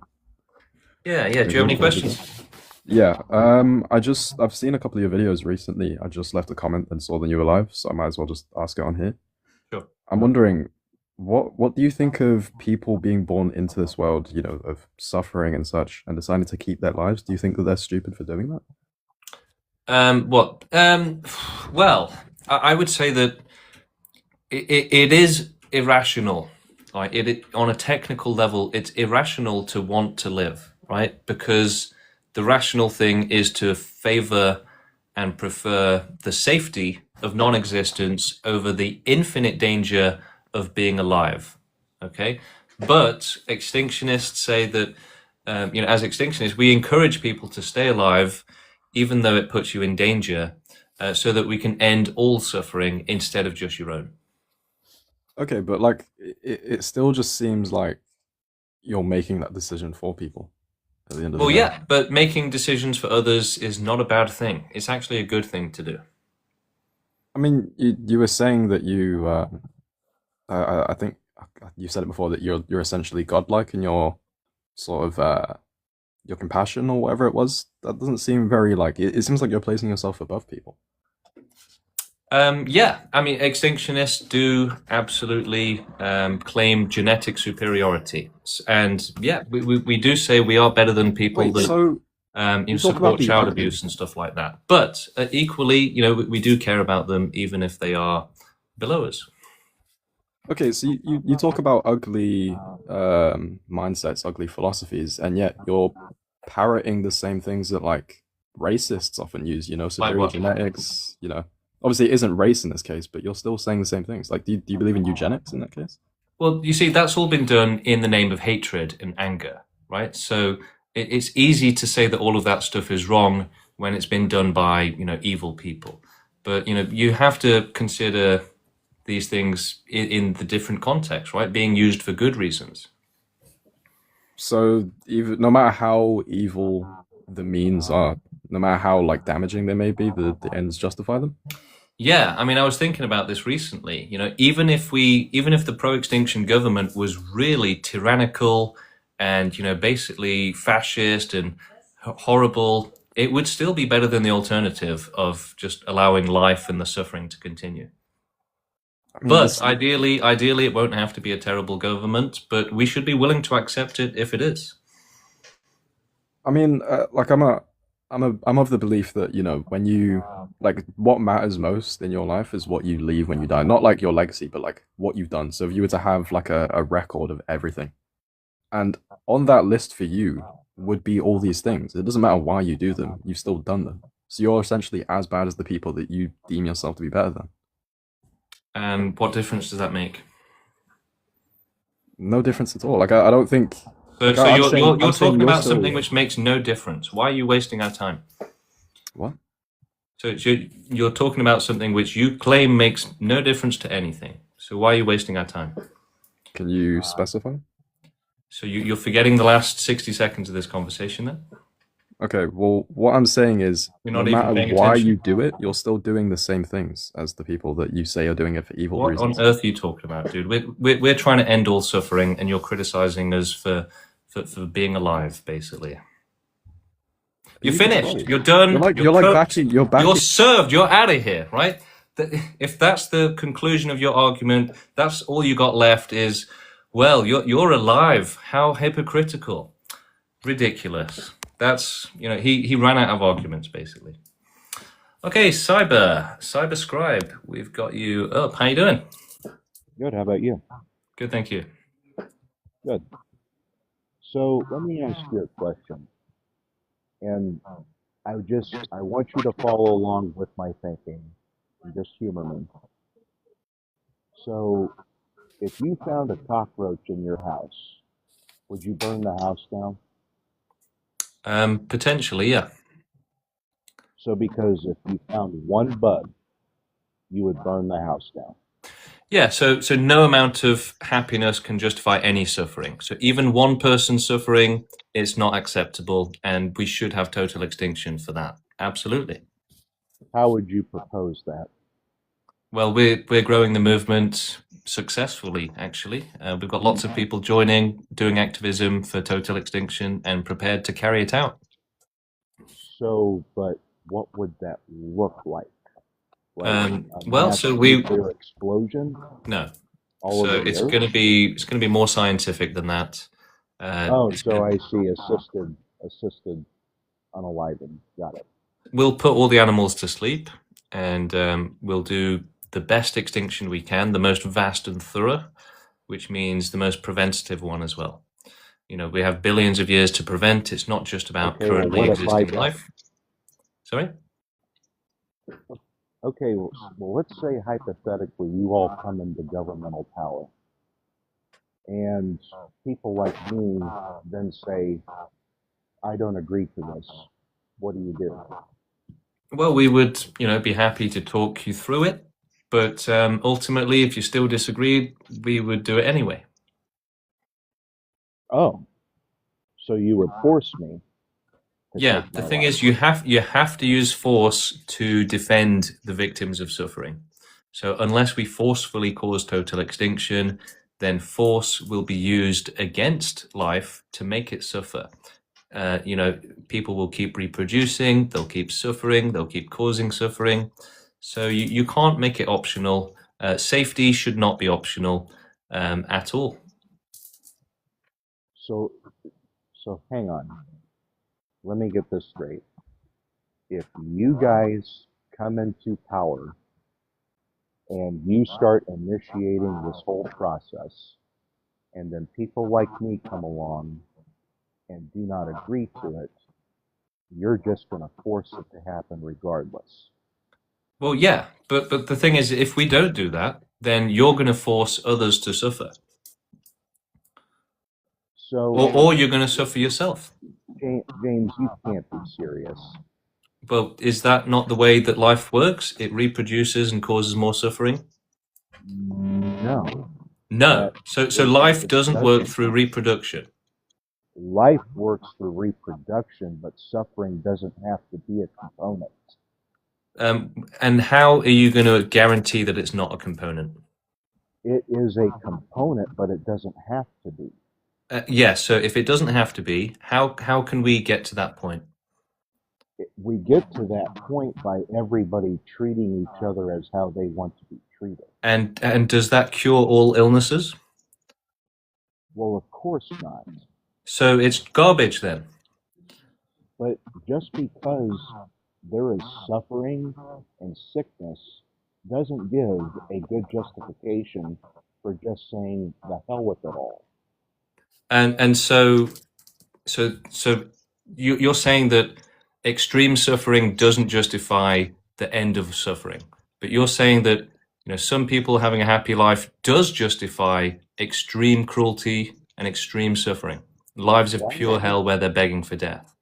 So why does it have to equate to extreme suffering though? Because we live in the real world, right? We live in the real world, or at least I do. I don't know about you, but there's suffering I here. live in the real world. Did you not know that there's suffering? Of course I do, but that doesn't make life not worth living. For who? I mean, for me, I took a So for you, does the world revolve around you? No, it doesn't revolve around. Should we make there's decisions a for the lot of world other based on people- you? There's a lot of other people that have good lives. Okay. And so Do we But do you think not see they're how right? this is? But you're making a mistake. You're saying that as long as somebody has a good life, it doesn't matter how many people suffer. No, that's not what I'm saying. That's That's a exactly what false, you're saying. You're saying, well, yeah, false but some people are equivalency. happy though. So who cares if they're suffering? That's what you're saying. That's a non sequitur, and it's a false equivalency. How? It's not at all. It's not at all. That's exactly what you're saying. You're saying, why should we end all suffering if some people are happy? The happiness of some overall, makes it the suffering okay somehow. That's what you're saying, right? Again, that's a false equivalency. Well, And then that's then clarify, because that clearly is what you're saying. So why don't you clarify? so I can't get over how Yeah. So you're being dishonest, right? When I'm saying so, this is what you're saying. You're lying when you're saying no, and when challenged on it, you're completely incapable of defending yourself because you can't defend a lie, right? The lie has been exposed with spotlights and flashlights, and we're asking you to defend that lie, and you're like, all the evidence is in the open. Like, I can't defend that lie. I'd look ridiculous. So that's why he didn't, right? He's like, I can just change subject, maybe try and sneak out of it that way. But the thing is, everyone will try to do that. And yeah, we can let them do it to some extent so that we can have a bit of a conversation. But as I've explained a bajillion times now, they will get more and more desperate as the conversation goes on. If you're new to the stream and the debates, then that's what you need to look out for. People start out with a somewhat reasonable question like, is this really fair or is this really right? And it's like, okay, that's an okay question, I guess. But as the conversation continues, it will get less and less reasonable, like, okay, fair, and more like, oh my God, what are you saying? And it will eventually get to the point where they start saying completely insane things. They start lying. They start denying that they've just said what they said 5 seconds ago. They start refusing to answer questions. They start changing the subject because essentially they cannot defend the position of supporting suffering. They can't. And when you're trying to defend a complete lie, something completely wrong, something completely evil, yeah, guess what? You're not going to be honest. You're not going to be honorful, right? You're not going to be honorable. You're not going to answer questions. You're going to dodge. You're going to lie. You're going to deceive. And the thing is that we still can't blame people for doing that, right? So when people come up here, they start lying. They start being deceptive. They start dodging questions. In the same way that like a criminal is trying to trick you into doing something wrong or, trick you into stealing your money or something, they will try and trick you into, start with yourself or, they'll try and trick you basically, but they don't realize they're doing this because again, they have evolved to have an incredibly powerful system that makes them say stupid things without realizing it. So it sounds really smart when in their head, but to everyone else, it's like extinction would cause more suffering than it prevents. Wow. Wow, that's stupid. But when they say it, it's like, yeah, I've got them now. And yeah, this all comes down to a very complicated system in the brain, which keeps people stupid without realizing it. Because that way they are more likely to reproduce and just keep the animalistic cycle going. And these are all complete facts that I'm spitting here, by the way. Anyway, we have nobody in the queue, so if anybody else wants to debate, then feel free to join. We'll get you up on stage. Let's hear your questions. Let's hear your counter arguments. Or do you support the end of all suffering? Do you think? Do you agree that children shouldn't be abused, animals shouldn't be abused, people shouldn't be forced into a life of pure hell? Think how many people are forced to live with brain damage, right? They're born with, brain damage, mental illness, schizophrenia, right? Have you ever met somebody with schizophrenia, right? Many of them have incredibly horrible lives, like really horrible lives. And if you've ever met someone with extreme depression, you probably have no idea how bad their life is, right? Because people with depression, not all of them, but probably most of them, they do have to hide their symptoms because their survival depends on it, right? If everybody knows that you just want to die and you don't give a shit about life and all you're thinking about is dying, then you're going to get fired. Your friends probably not going to hang out with you. Basically you won't survive, right? So you can't be honest, and that's part of the problem as well, is that suffering is hidden. It's embarrassing. You're not even allowed to talk about suffering, to expose it. It's the dirty secret, right? The dirty lie. And if you try and whistleblow on it, expose it, whether it's your own suffering or the suffering of others, you will be, you'll be insulted, right? You'll be called crazy. You'll be called mentally ill, right? So, there's actually a mentality in this society that if you care about others, then you are mentally ill, right? And everybody says this. This is like, this is 99% of humans will say this, right? They will say, oh, you're an activist. Well, then you must be mentally ill. But you care about animals, you care about other people, then you must be mentally ill. And yeah, you will get shamed for caring about others. So if you say like animal exploitation is wrong, then they'll be like, oh, you're mentally ill. If you say child abuse is wrong, they'll say you're mentally ill, right? If you say lives of pure hell are wrong, they'll say you're mentally ill. And what will they say is mentally healthy? They'll say, well, you just need to go and have some fun. You just need to go and have some debates. Some beers, not debates. You just need to go and have some beers, go and have a good time and you'll get over this, right? You're just being depressed. So they will encourage you essentially to be more selfish as the solution, right? Oh, you care about others. You care about the suffering in this world. I know. You need to be more selfish, right? You need to stop caring about others. That's it. So they see, because humans are so individualistic, right, that they fiercely fight for their free will, their freedom, their autonomy, their individual sort of nature, right? They can't see out of that. And so because they think it's normal and good, right? A lot of them believe that being selfish is actually a really good thing. And it makes sense, because for your survival, yeah, being selfish is really helpful for your survival.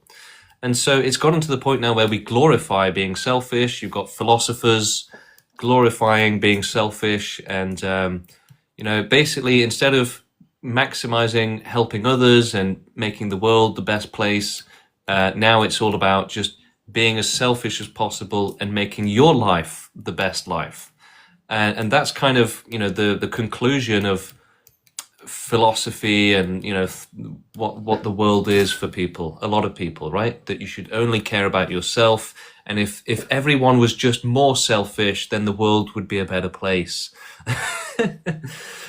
Which is just crazy, right? The idea that if we're more selfish, things will get better. Yeah, they'll get better for selfish people. And most people are so selfish and so individualistic that if you talk about caring about others and spending your time to help others, then they will actually think there's something genuinely wrong with you, right? Because they see being selfish as like a virtue, as being a good thing. So if you're saying, oh, let's be selfless, they'll be like, oh my God, something's wrong with James. He's trying to help other people. We have to help James. Oh, wait, no, we can't do that. Otherwise, we wouldn't be being selfish either. So, well, you can help your friends, right? Within the Humanity 1.0 software, you can help your friends a little bit, right? Not too much. Otherwise, you are being a weirdo, right? If you want to help your friends too much, you're a weirdo. And yeah, so they might help you to stop helping other people. that, so for these people, if I made a video and said, you know what, I've realized that I was just mentally ill, I'm just going to care about myself and let everyone else suffer now, they would say, yes, he's better, his health has recovered, right? He's normal again. He stopped being a good person. He started to think about only himself, and he doesn't care if anybody else suffers. So yeah, success. That's what people want. They want this kind of just infinite freedom, infinite autonomy, and they don't want any moral obligation on them. And the reason for that is that it goes against their animalistic priorities. So evolution has made it so that people prioritize reproduction, having kids, and surviving, having your own life and having a good life. That's all it cares about. You have a good life and you have kids. So the thing is that bearing in mind those two priorities, caring about others, helping others, thinking about suffering and trying to help those who suffer, that directly goes against nature's priorities of survival and reproduction. If you help other people, that goes against your own survival. If you care about the suffering of others, you're less likely to reproduce because you don't want to put people into danger and suffering. So yeah, we really have to understand that all of the virtues and good things about people, this goes against nature, right? So and it's massively fortified, right? This is not some flimsy system, right? This is not something you can just push over and bam, the world is extinctionist. No, it's the opposite, right? People will fight against extinctionism tooth and nail. They will argue against it. They will call it stupid. They will ignore it. They will defend child abuse. They'll do anything to argue against extinction. And you have to start seeing this as a mechanism, a defense mechanism, which protects the naturalistic priorities of survival and reproduction. And no, it's not by chance, okay? It's not an accident. It's not a coincidence. There is a very direct relationship of cause and effect here. So making sure that life continues to just focus on its own survival and, kill other people, kill other animals so that you can survive, and focus on reproduction. So be really horny, have an ego, right? I want kids, I want a legacy, right? I want some slaves to help me around the house, right? So fortifying the bad in humanity and in animals as well, right? It's the same thing. That is what benefits reproduction and survival. The more evil the individual or the animal, right? The more it likes to kill, the more selfish it is, the more it cares about itself, and the less it cares about others, the more likely it is to survive, because it's going to, protect its own survival at all cost, right? It's going to be evil. It's going to be cruel, right? Who's more likely to survive in the wilderness? A good person or an incredibly selfish person, right? It's going to be the selfish one. They care more about their own survival. So the more selfless people, the more empathetic people will actually care less about their own life, right, and their own survival. And that's it, So that's one of the main things, is that our life isn't the most important thing. Helping others is more important. Whereas for normal people, their life is the most important thing, and they don't care about helping other people, right? So, we need to evolve out of that, evolve out of this animalistic, selfish mentality, become better people, right? Become humanity 2.0, become against extreme suffering, right? Become, evolve, basically, right? People are just animals, unfortunately. It's really sad to see humanity in such a sorry state, right? And just so cruel and evil. Hello, Bradley. How you doing? Bradley Topic. Hello. No? Okay. we've got somebody else in the queue. We've got Nostrobobus. And anybody else that wants to join the queue, feel free to get in the queue now. Let's get you on stage. Let's hear your opinions. The queue is currently empty, so we do need some fresh life in the queue. So fresh people to debate and talk to.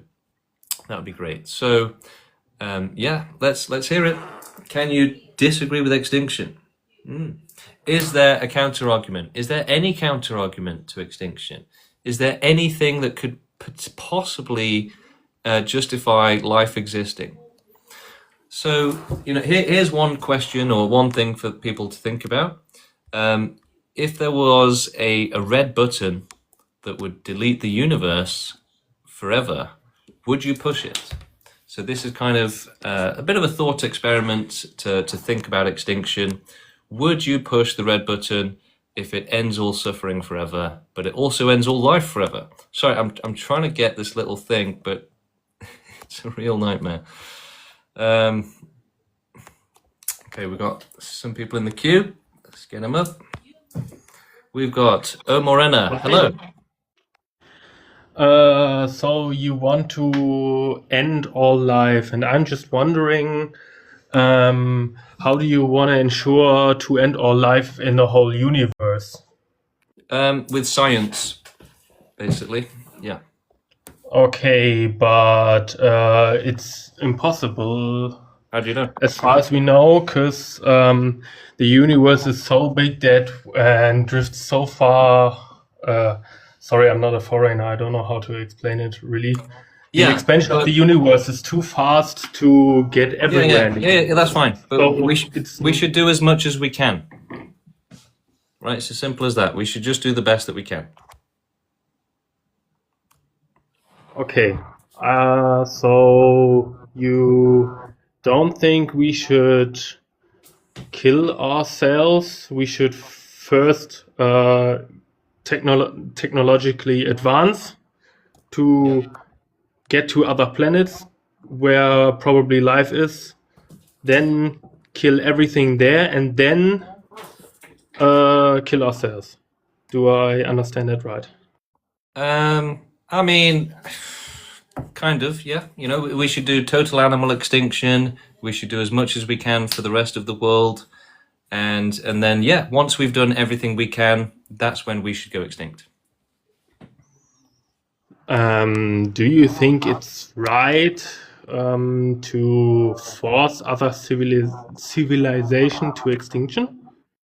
Yeah, because it will help those who are suffering, and that's more important than anything else. Considering the importance of stopping and preventing extreme suffering, it overrides everything else, basically. It makes life itself and happy lives worthless in comparison. So making sure nobody is suffering justifies taking away from happy lives, basically. In the same way that making sure that, if you had billionaires and then poor people, right, you would try and make it fair. You would try and balance it out. And so the only way to do that with extreme suffering is to make sure that there is no extreme suffering. The only way to do that is to make sure there is no life. And that's the only fair thing to do. If it can't be fair, if it can't be safe for everybody, then it shouldn't exist. Okay, would you consider yourself as an extremist? Yeah, why not? Suffering is extreme. We need an extreme solution. Okay, crazy. I really don't know what to say. I'm really shocked. Yeah, well, most people haven't really realized that suffering is extreme and unacceptable and that we have to stop it. So it can be a bit of a shock at first to kind of learn about this. But yeah, you always argue with to end all suffering, but on which scale? How can you say that joy is so the suffering has more value than joy, for example? Well, because if you don't say that, then you're saying that like happiness is always more important than suffering, right? That mentality says that by that same logic, it would say that the joy of a child abuser is worth more, or is justifies the suffering of his victim.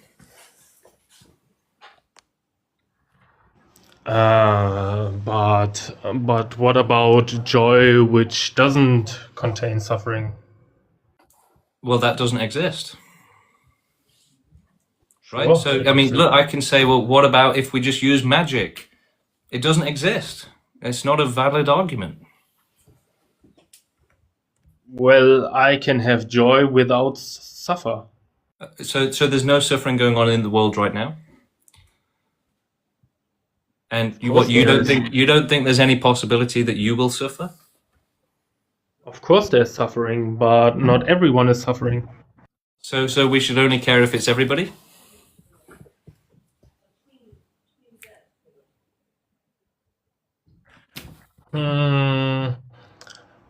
I mean, we can't make everyone responsible for the suffering in the world. Yeah, but we can make lots of people responsible, and we're going to end all of the suffering. Yeah, but a lot of people aren't responsible for the suffering. Who For cares? example, I am not responsible for. No, you're making a mistake, right? It's not about it's not about causing suffering to others. That nature is the main cause of suffering, like illness and stuff like that. So if you really think that suffering only exists when it's caused by a person, then you're wrong. But you also destroy the possibility to end suffering on a much more peaceful way. No, we don't. Sure. When we end our life, we are not able to find any peaceful solution. Well, why would we need a different solution, right? And look, if you're saying that extinction would be violent, but it's not going to be more violent than life itself. So you can't really cause more suffering with extinction than you're preventing, right? You're going to help all of those who are suffering, and you're going to prevent all of those who are about to suffer from suffering. You prevent billions of years of more suffering. So again, if you think extinction causes more suffering than it prevents, then your mathematics skills are shockingly poor. But with your solution, you also cause a lot of grief, which is also suffering. Right. So you think that billions of years of more suffering is more suffering than a little bit of grief?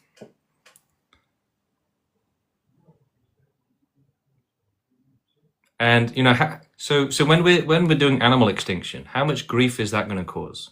So 99% of them are just being eaten alive, right, ripped apart.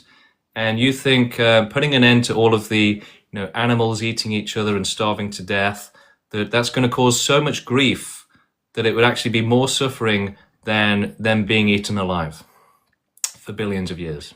There's also grief in the animal world. So you are that unintelligent then? You actually think that the grief caused by extinction for animals would be greater than the suffering of billions of years of being eaten alive? You are that broken. It's not about that. It's about... Marina, thank you for coming up. And you know what? Thank you for being honest, at least, and saying, yeah, my brain is completely dysfunctional. I do think that a tiny bit of euthanasia would cause more suffering than billions of years of being eaten alive. Look, at least he was honest about it, right? At least he said, yeah, I do think that. And look, it's very tempting to insult these people, but ultimately we do have to still have empathy for them and understand that their stupid opinions aren't their own fault, right? They didn't choose to be born into a defective brain.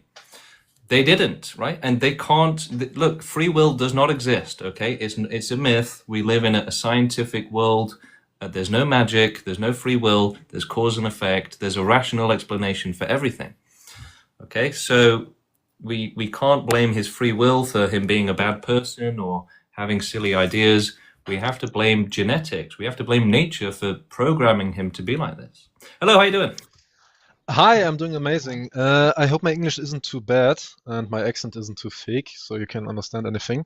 I would just really like to debate the claim. Yeah, that's pretty much it. And I would ask you some questions with which we can work on, if that's all right. Okay, yep. All right. Would you say that non-existence is always preferable to existence? No. Okay. When isn't it?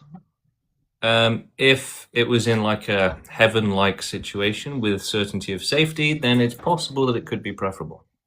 It's possible. So you wouldn't make a claim because you, or extinctionism as a whole makes a claim that the current existence is not a positive thing, and non-existence would be preferable, right? So we're still underline.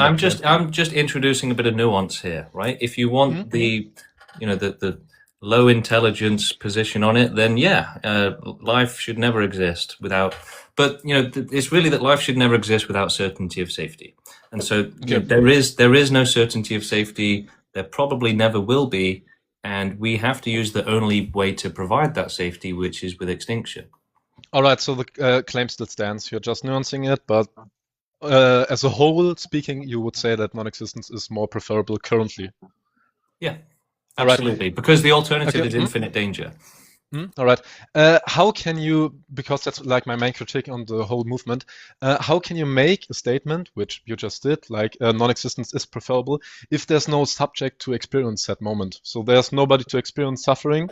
How can you compare a lot of people make this argument, and it makes zero sense, right? It's it's actually one of the stupidest arguments I've ever heard in my life, right? Because it just completely rejects the understanding that non-existence is often preferable. Right. You can't compare the two because there's no subject. But then again, but by that logic, you should ban euthanasia. You should ban putting animals to sleep if they're in pain. It's just stupid. It doesn't make any sense. That's not the claim. Yeah, it is. You are saying that if you put something to sleep, if it doesn't exist anymore, then there's nothing. What to I'm benefit. saying is that you can't compare it in a philosophical way, which you guys are doing. That's silly. That's silly, right? You would allow it. It is. You would allow infinite suffering. I never said that I would allow infinite suffering. I'm just making an argument because you're presenting a rule, right, which allows infinite suffering for no reason. I'm not disprove me. Reject or try to reject the argument without saying that I'm providing infinite suffering for everybody, which I never said in any kind of way. Well, I never said that, so that's a straw man. You straw man me. You said that I'm making an argument for infinite suffering just 5 seconds ago. Yeah, you're saying that. Yeah. Okay, well, there's obviously something very wrong with you. Okay? There's nothing wrong with me. There's something very wrong with you. Okay. So if you're saying that we can't end all suffering because there has to be somebody around afterwards to say, yeah, this was the right thing to do, then you're broken, right? Your brain does not work properly, right? We're saying we should shut down hell, turn it off, and he's saying, no, we can't do that. There has to be life afterwards to, otherwise, there's no morality, right? It's completely insane. It's literally saying that, like, if life is being tortured, we shouldn't, relieve it of that suffering, because life has to exist to then decide and be able to continually uphold the decision that that was the right thing to do. So that doesn't make any sense, right? To think that, it's impossible to make a good decision, and then for life to not exist. That is completely insane. It allows infinite suffering. It's honestly one of the stupidest positions I've ever heard in my life, right? The idea that, because, by extension, this is like saying, well, if someone's begging for death, if an animal is dying painfully, we shouldn't put it to sleep because then it won't be able to benefit from what we've done, right? If there's no subject, then there's nothing to benefit. But that allows for infinite suffering, right? If the only solution is non-existence and somebody's suffering terribly, then that guy would allow them to just keep suffering forever on, and say, well, you won't be around to benefit from the lack of suffering. It's like you don't have to exist to benefit from not suffering, right? If the choice is go into this dungeon and be tortured for the rest of your life or die now, right? Yeah, I'll absolutely benefit from not existing. So it's just insane to say that it's impossible to benefit from non-existence. It's truly a mark of insanity. Hello, how you doing? Hi, James. Can you hear me? Yeah, loud and clear. Thank God. Anyway, I'm your follower and supporter, and I agree with basically everything what you're saying. Like, literally, everything is correct. The idea itself, everything. However, there is a catch. I believe that what is happening, it's already planned and prepared, and there will be like 1 million top 1% who will be doing. Yeah, look, the idea that the elites are going to carry out extinction, it's not serious, and it's also not ethical. It's not the type of extinction that we support. So, look, you've got lots of people saying, oh, the sun is going to burn out and cause extinction anyway, or, oh, the billionaires are probably going to do extinction. Get out of here, right? That's not serious, right? Firstly, the billionaires are not going to do extinction. And even if they did, they wouldn't do a total extinction or a thorough extinction, right? So they're not going to do an ethical or intelligent extinction, and they're not going to do extinction anyway, right? So look, even if we, humor his crazy idea that the elites are going to make all, humans go extinct forcefully and intentionally, like why would they do that, right? They're completely against that. That's the opposite of what billionaires want. But even if they were going to do that for some reason, they wouldn't be doing every last animal. They wouldn't be doing the most scientifically advanced and preventative extinction possible to try and guarantee that life doesn't come back and cause billions of years of more suffering. So, look, you can't just say, oh, extinction's going to happen anyway, because it's not about that. It's not about just removing life. It's about making sure it never comes back, making sure we get every last individual. It's about doing it thoroughly. And there's no way that billionaires throwing a few nukes out are going to do that. Hello, how you doing? Hello, James. First of all, can I ask like 2 questions? It's gonna be really quick. My first question is, what's your diet? I'm a carnivore. Yeah. You're a carnivore. Okay. So, you're preaching about ending all suffering while benefiting from like suffering that's caused because you want to eat meat. How do you defend that? Yeah, so going vegan at the minute actually causes more suffering, unfortunately.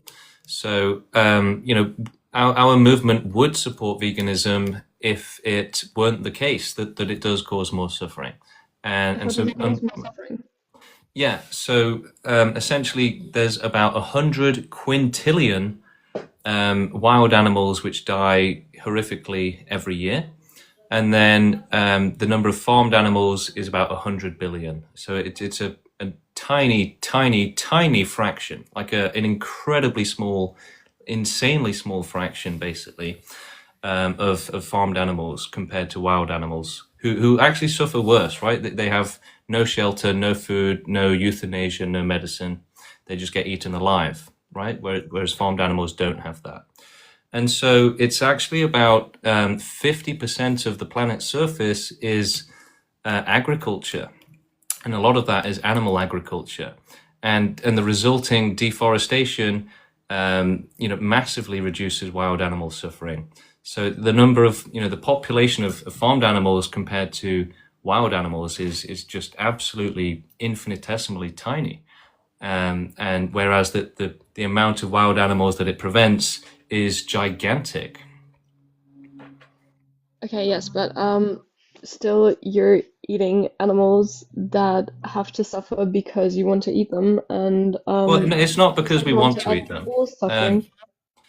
It is. Yeah, You but could eat again, them if a vegan think of it this way though, a vegan world would have infinitely more wild animal suffering, right? In greater numbers with worse conditions. So as much as it would be great to say that veganism causes less suffering, at the minute it doesn't, right? And vegans usually advocate for reforestation, more wild animal suffering. And so it's not a good thing at the minute. Okay, well, I disagree with this point, but I also Okay, based on what? disagree with extinction, but That's it's not okay. an argument. That's ignorance, right? You're saying I have no way of disagreeing with this, but I'm going to disagree out of ignorance. No, I'm not disagreeing out of ignorance. It's because I disagree with extinctionism because Yeah, no logic all of detected. this. Oh, actually, there is logic detected because like suffering has existed for You're breaking up. billions of years, ever developed forming on Earth. And Sadly, we can't hear her out. She's breaking up. Why do you think that you're superior enough to be Yeah, the Levi, person to end we weren't able to hear anything you said. Do you mind starting again? Yeah, wait. Okay. So suffering has existed ever since like life started forming on Earth. Oh, so that's okay then. Why do you think that you and your extinctionism buddies are the ones who are superior enough to decide that all life has to end, even though it's you worked think for suffering years and is good? billions of years? Do you think suffering is good? I don't think it's good. I think it should be minimized. Why? To like, well, suffering is obviously not good, but I also don't think that killing everyone and everything will make anything better because then we're not here anymore to experience that. So you're just like the last guy. And You don't care how much suffering and harm it causes at all. You don't care. I do care. But if what you care about is that somebody, if all you care about is that somebody has to be there to benefit from experience, then that allows for like one person to be happy and everyone else to be being tortured. It's not like that because many people. It is though. 99% of life on this planet is being eaten alive. So it's an evil mentality that you have, one that just doesn't care about victims, generates victims for no reason, no good reason. It's the most irresponsible position you have, right? And there you go saying, oh, extreme torture, suffering, that's always existed. What gives you the right to say it's wrong? So, these vegans really have no morality, no principles. They don't actually care about animal suffering. They want more animals to suffer forever, and they don't care about it. So the veganism thing is just virtue signaling. It's trying to look better than others and not actually be better. Okay, but you're literally... Okay, thank you for coming up and wasting our time. Moving on, we've got more people in the queue. Unfortunately, veganism is a cult, and it does brainwash people, and they don't make any sense at all. Hello, how are you doing? Requesting to come up here. I actually agree with you. I don't want to debate. I was just wondering how one would enforce total extinction. Yeah, so we'll be putting all of the animals to sleep, and we'll be doing the same with humans as well. But how would you find all of them? Well, it might be difficult, huge but planet. well, we might have to hunt them down, round them up. What if you miss one? Well, we have all the time in the world to try and make sure that we don't. No, but what I'm saying is, what if you all die as humans, because total extinction, but you've missed a couple animals? Yeah, well, we're going to be factoring that in, and trying to do our best to make sure that doesn't happen. But we can only do our best. Would you have to cut down all the trees as well? Because they could hide in the trees. Yeah, well, it's not just about cutting down the trees, it's about making sure that the planet's surface is uninhabitable. So there'd have to be no possibility of plant life or anything. Well, thank you so much for answering that for me. Goodbye. No worries, thanks for coming up. Moving on, we've got plenty of people in the queue. It's a shame about that based anti-life guy. He's in the queue, but I think he is genuinely too insane to platform. Roxy, hello, how are you doing? Hi, I'm good, and how are you? Yeah, good, thank you. Do you have any questions? Yes, I have a question. I just wanted to find out, like, what do you think about child-free people? Does your movement have problem with people who don't wanna have children? So we have no problem with people that don't want to have children. However, we cannot support antinatalism. So it's fine if someone doesn't want to have a kid, but encouraging people to not have kids is against extinction and against helping animals. So we don't allow our members to encourage not having kids. You're allowed to not have a kid. But again, to tell others to stop having kids, that hurts extinction, that makes it more difficult to help animals. If there's less humans, then we can't help animals and other life. Oh, okay, thank you. Yeah, so again, humanity has to keep reproducing temporarily, right, until we can help animals and other life first.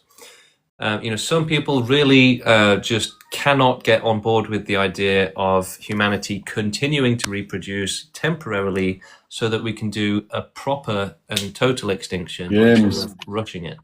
Hello, how you doing? How are you, mate? You okay? Yeah, good, thanks. You? Yeah, not bad. I was just wondering the fact that you're coming at this situation from a logical perspective. Realistically, what you've put forward is an inevitable sort of thing. Like it's like saying if you removed all alcohol in the world, there would be no more, drunk driving, all that sort of thing. So I just don't understand if you're trying to create a movement which is similar to that of what it's safe to say Hitler. I don't know. You wanting everyone in the world gone. Did Hitler say he wants everything to die? Well, no, but he wanted everything his way, and it seems like that's So exactly what wanting you're everything your way, right? Do you think that's exclusive to Hitler and myself? Well, you're pushing for a lot of, a great suffering, which leads So to. if somebody, says, "Oh, we should make child abuse illegal for the whole world," you would say, "Oh my God, Hitler, stop trying to push your feelings on people." Well, I mean, child abuse is legal to the whole world, mate. No, it's not. You're ignorant. How is child abuse not illegal to the whole world? There's loads of countries where you can abuse children. Ah, well, have you visited, mate? Well, look, why don't you take your ignorant little self elsewhere? Okay, moving on. We've got a couple more people in the queue. Bradley coming up next. Bradley, hello again. No? Okay. We've got a crazy person in the queue. Let's see if they want to come up. No? Too busy being crazy. Okay, we've got MB, we've got Jesus Christ himself. Jesus Christ Superstar coming up next. On to the extinction zone. He must be busy in a meeting with God or something, because Jesus Christ is not loading in for some reason. Okay, moving on. We have user 796. Hello, how you doing? Hey, doing well. Thanks for taking me on. Do you have any questions? Yeah, is your stance influenced by, was it an Australian author who wrote a book called Better Never to Have Been, The Harm of Coming into Existence? No. You might be really interested in it. He argues that... I'm aware of it, but it doesn't really go far enough. So you've got like ethylism, you've got antinatalism, but these don't actually end all suffering, whereas extinctionism is the only ideology that does work to end all suffering.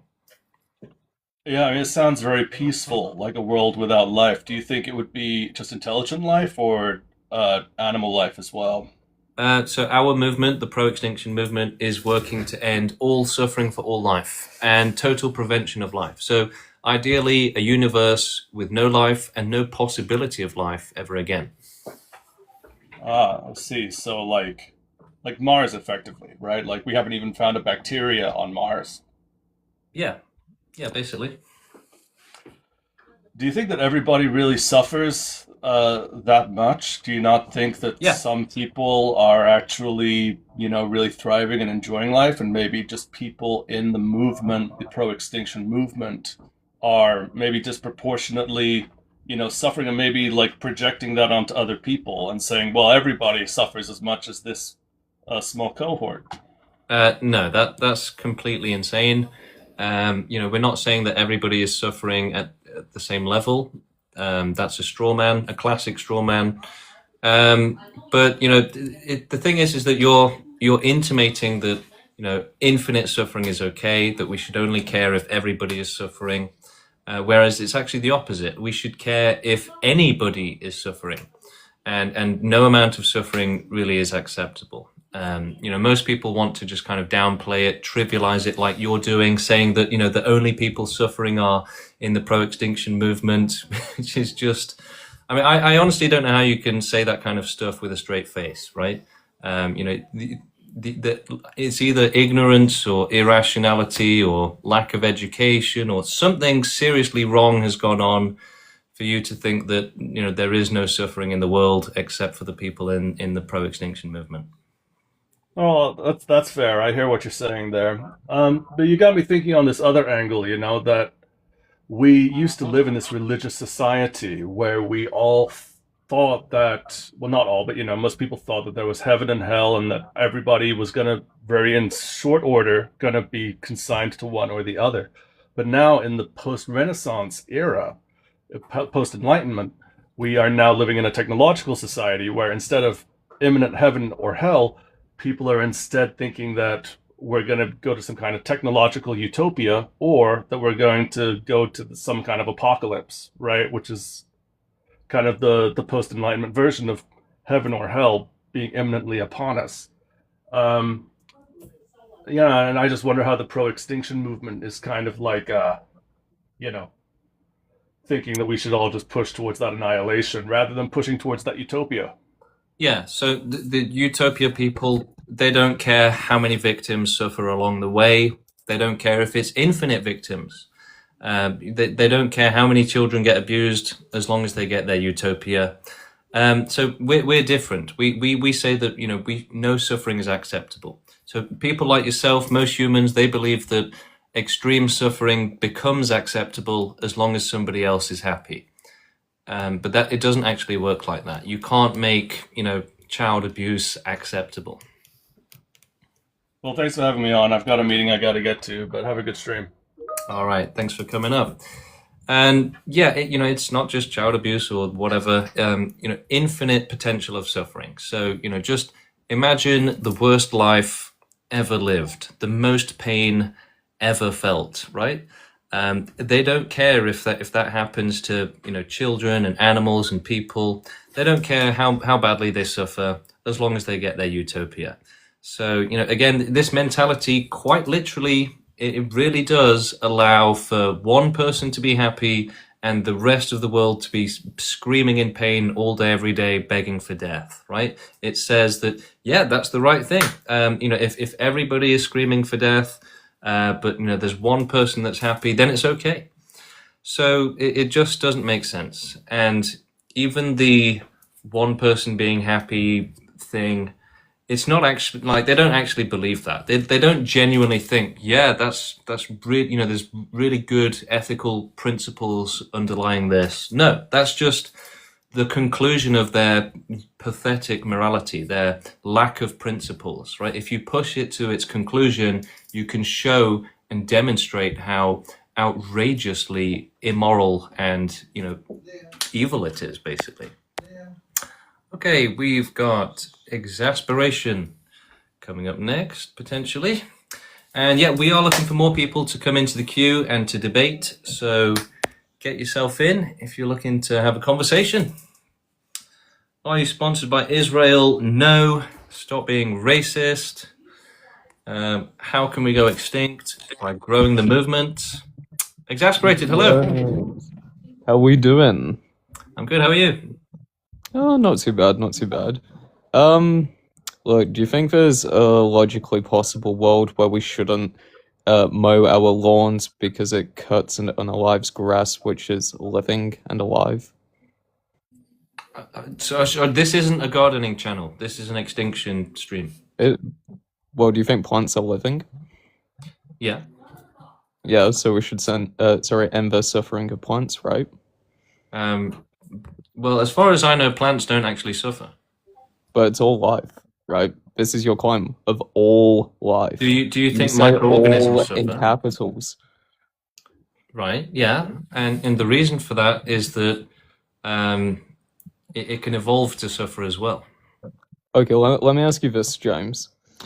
If I put poison onto an apple tree to stop it from growing fruit, you would say I've stopped the function of the tree, the purpose of the tree.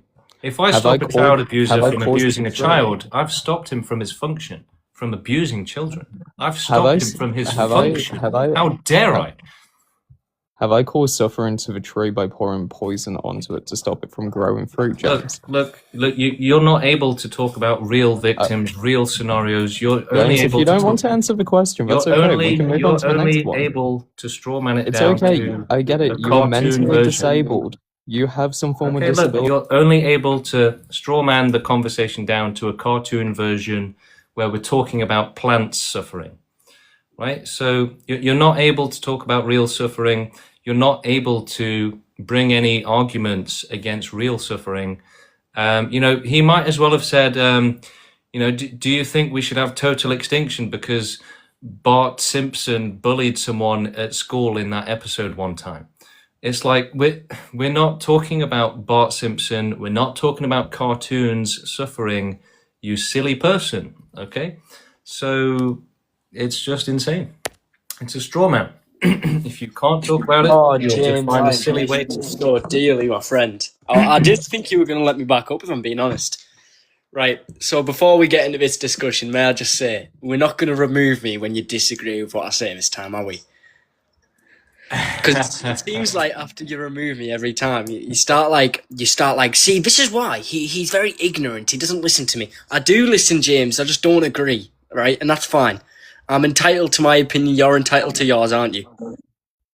I mean, in the same way that a child abuser is entitled to his No, opinion. James, we really need to stop emphasizing on the child abuser things, cause like I've noticed it's a pattern. The past 8 times, every time you bring up examples of suffering, it's got to be something to do with child abuse. It's like, it's very concerning. It seems like it hits close to home, first of all. Okay. Right, and then. So do you have any arguments or I was just going to say how there's plenty of people on this planet who have went through horrific things such as child abuse and still choose to live a long and fruitful life. You're just the odd majority who, I'm guessing, gets no child pussy, abuse is good in your opinion. pussy and has a few things go wrong in their life.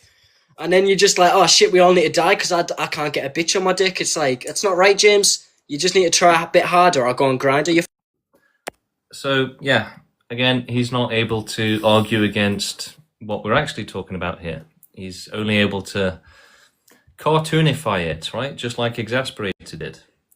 And like I say, there is no argument at all against extinction and, having a zero tolerance policy on extreme cruelty and extreme violence, extreme suffering. I mean, we're literally saying extreme cruelty shouldn't be allowed, right? Extreme suffering shouldn't be allowed. And they're saying, oh my God, how dare you? How dare you say that no child should be abused? How dare you say that no animal should be abused?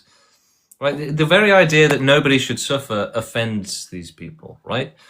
It's like a sadist being like, what do you mean? No more victims? Hello, how you doing? Hi, I have a crush on you.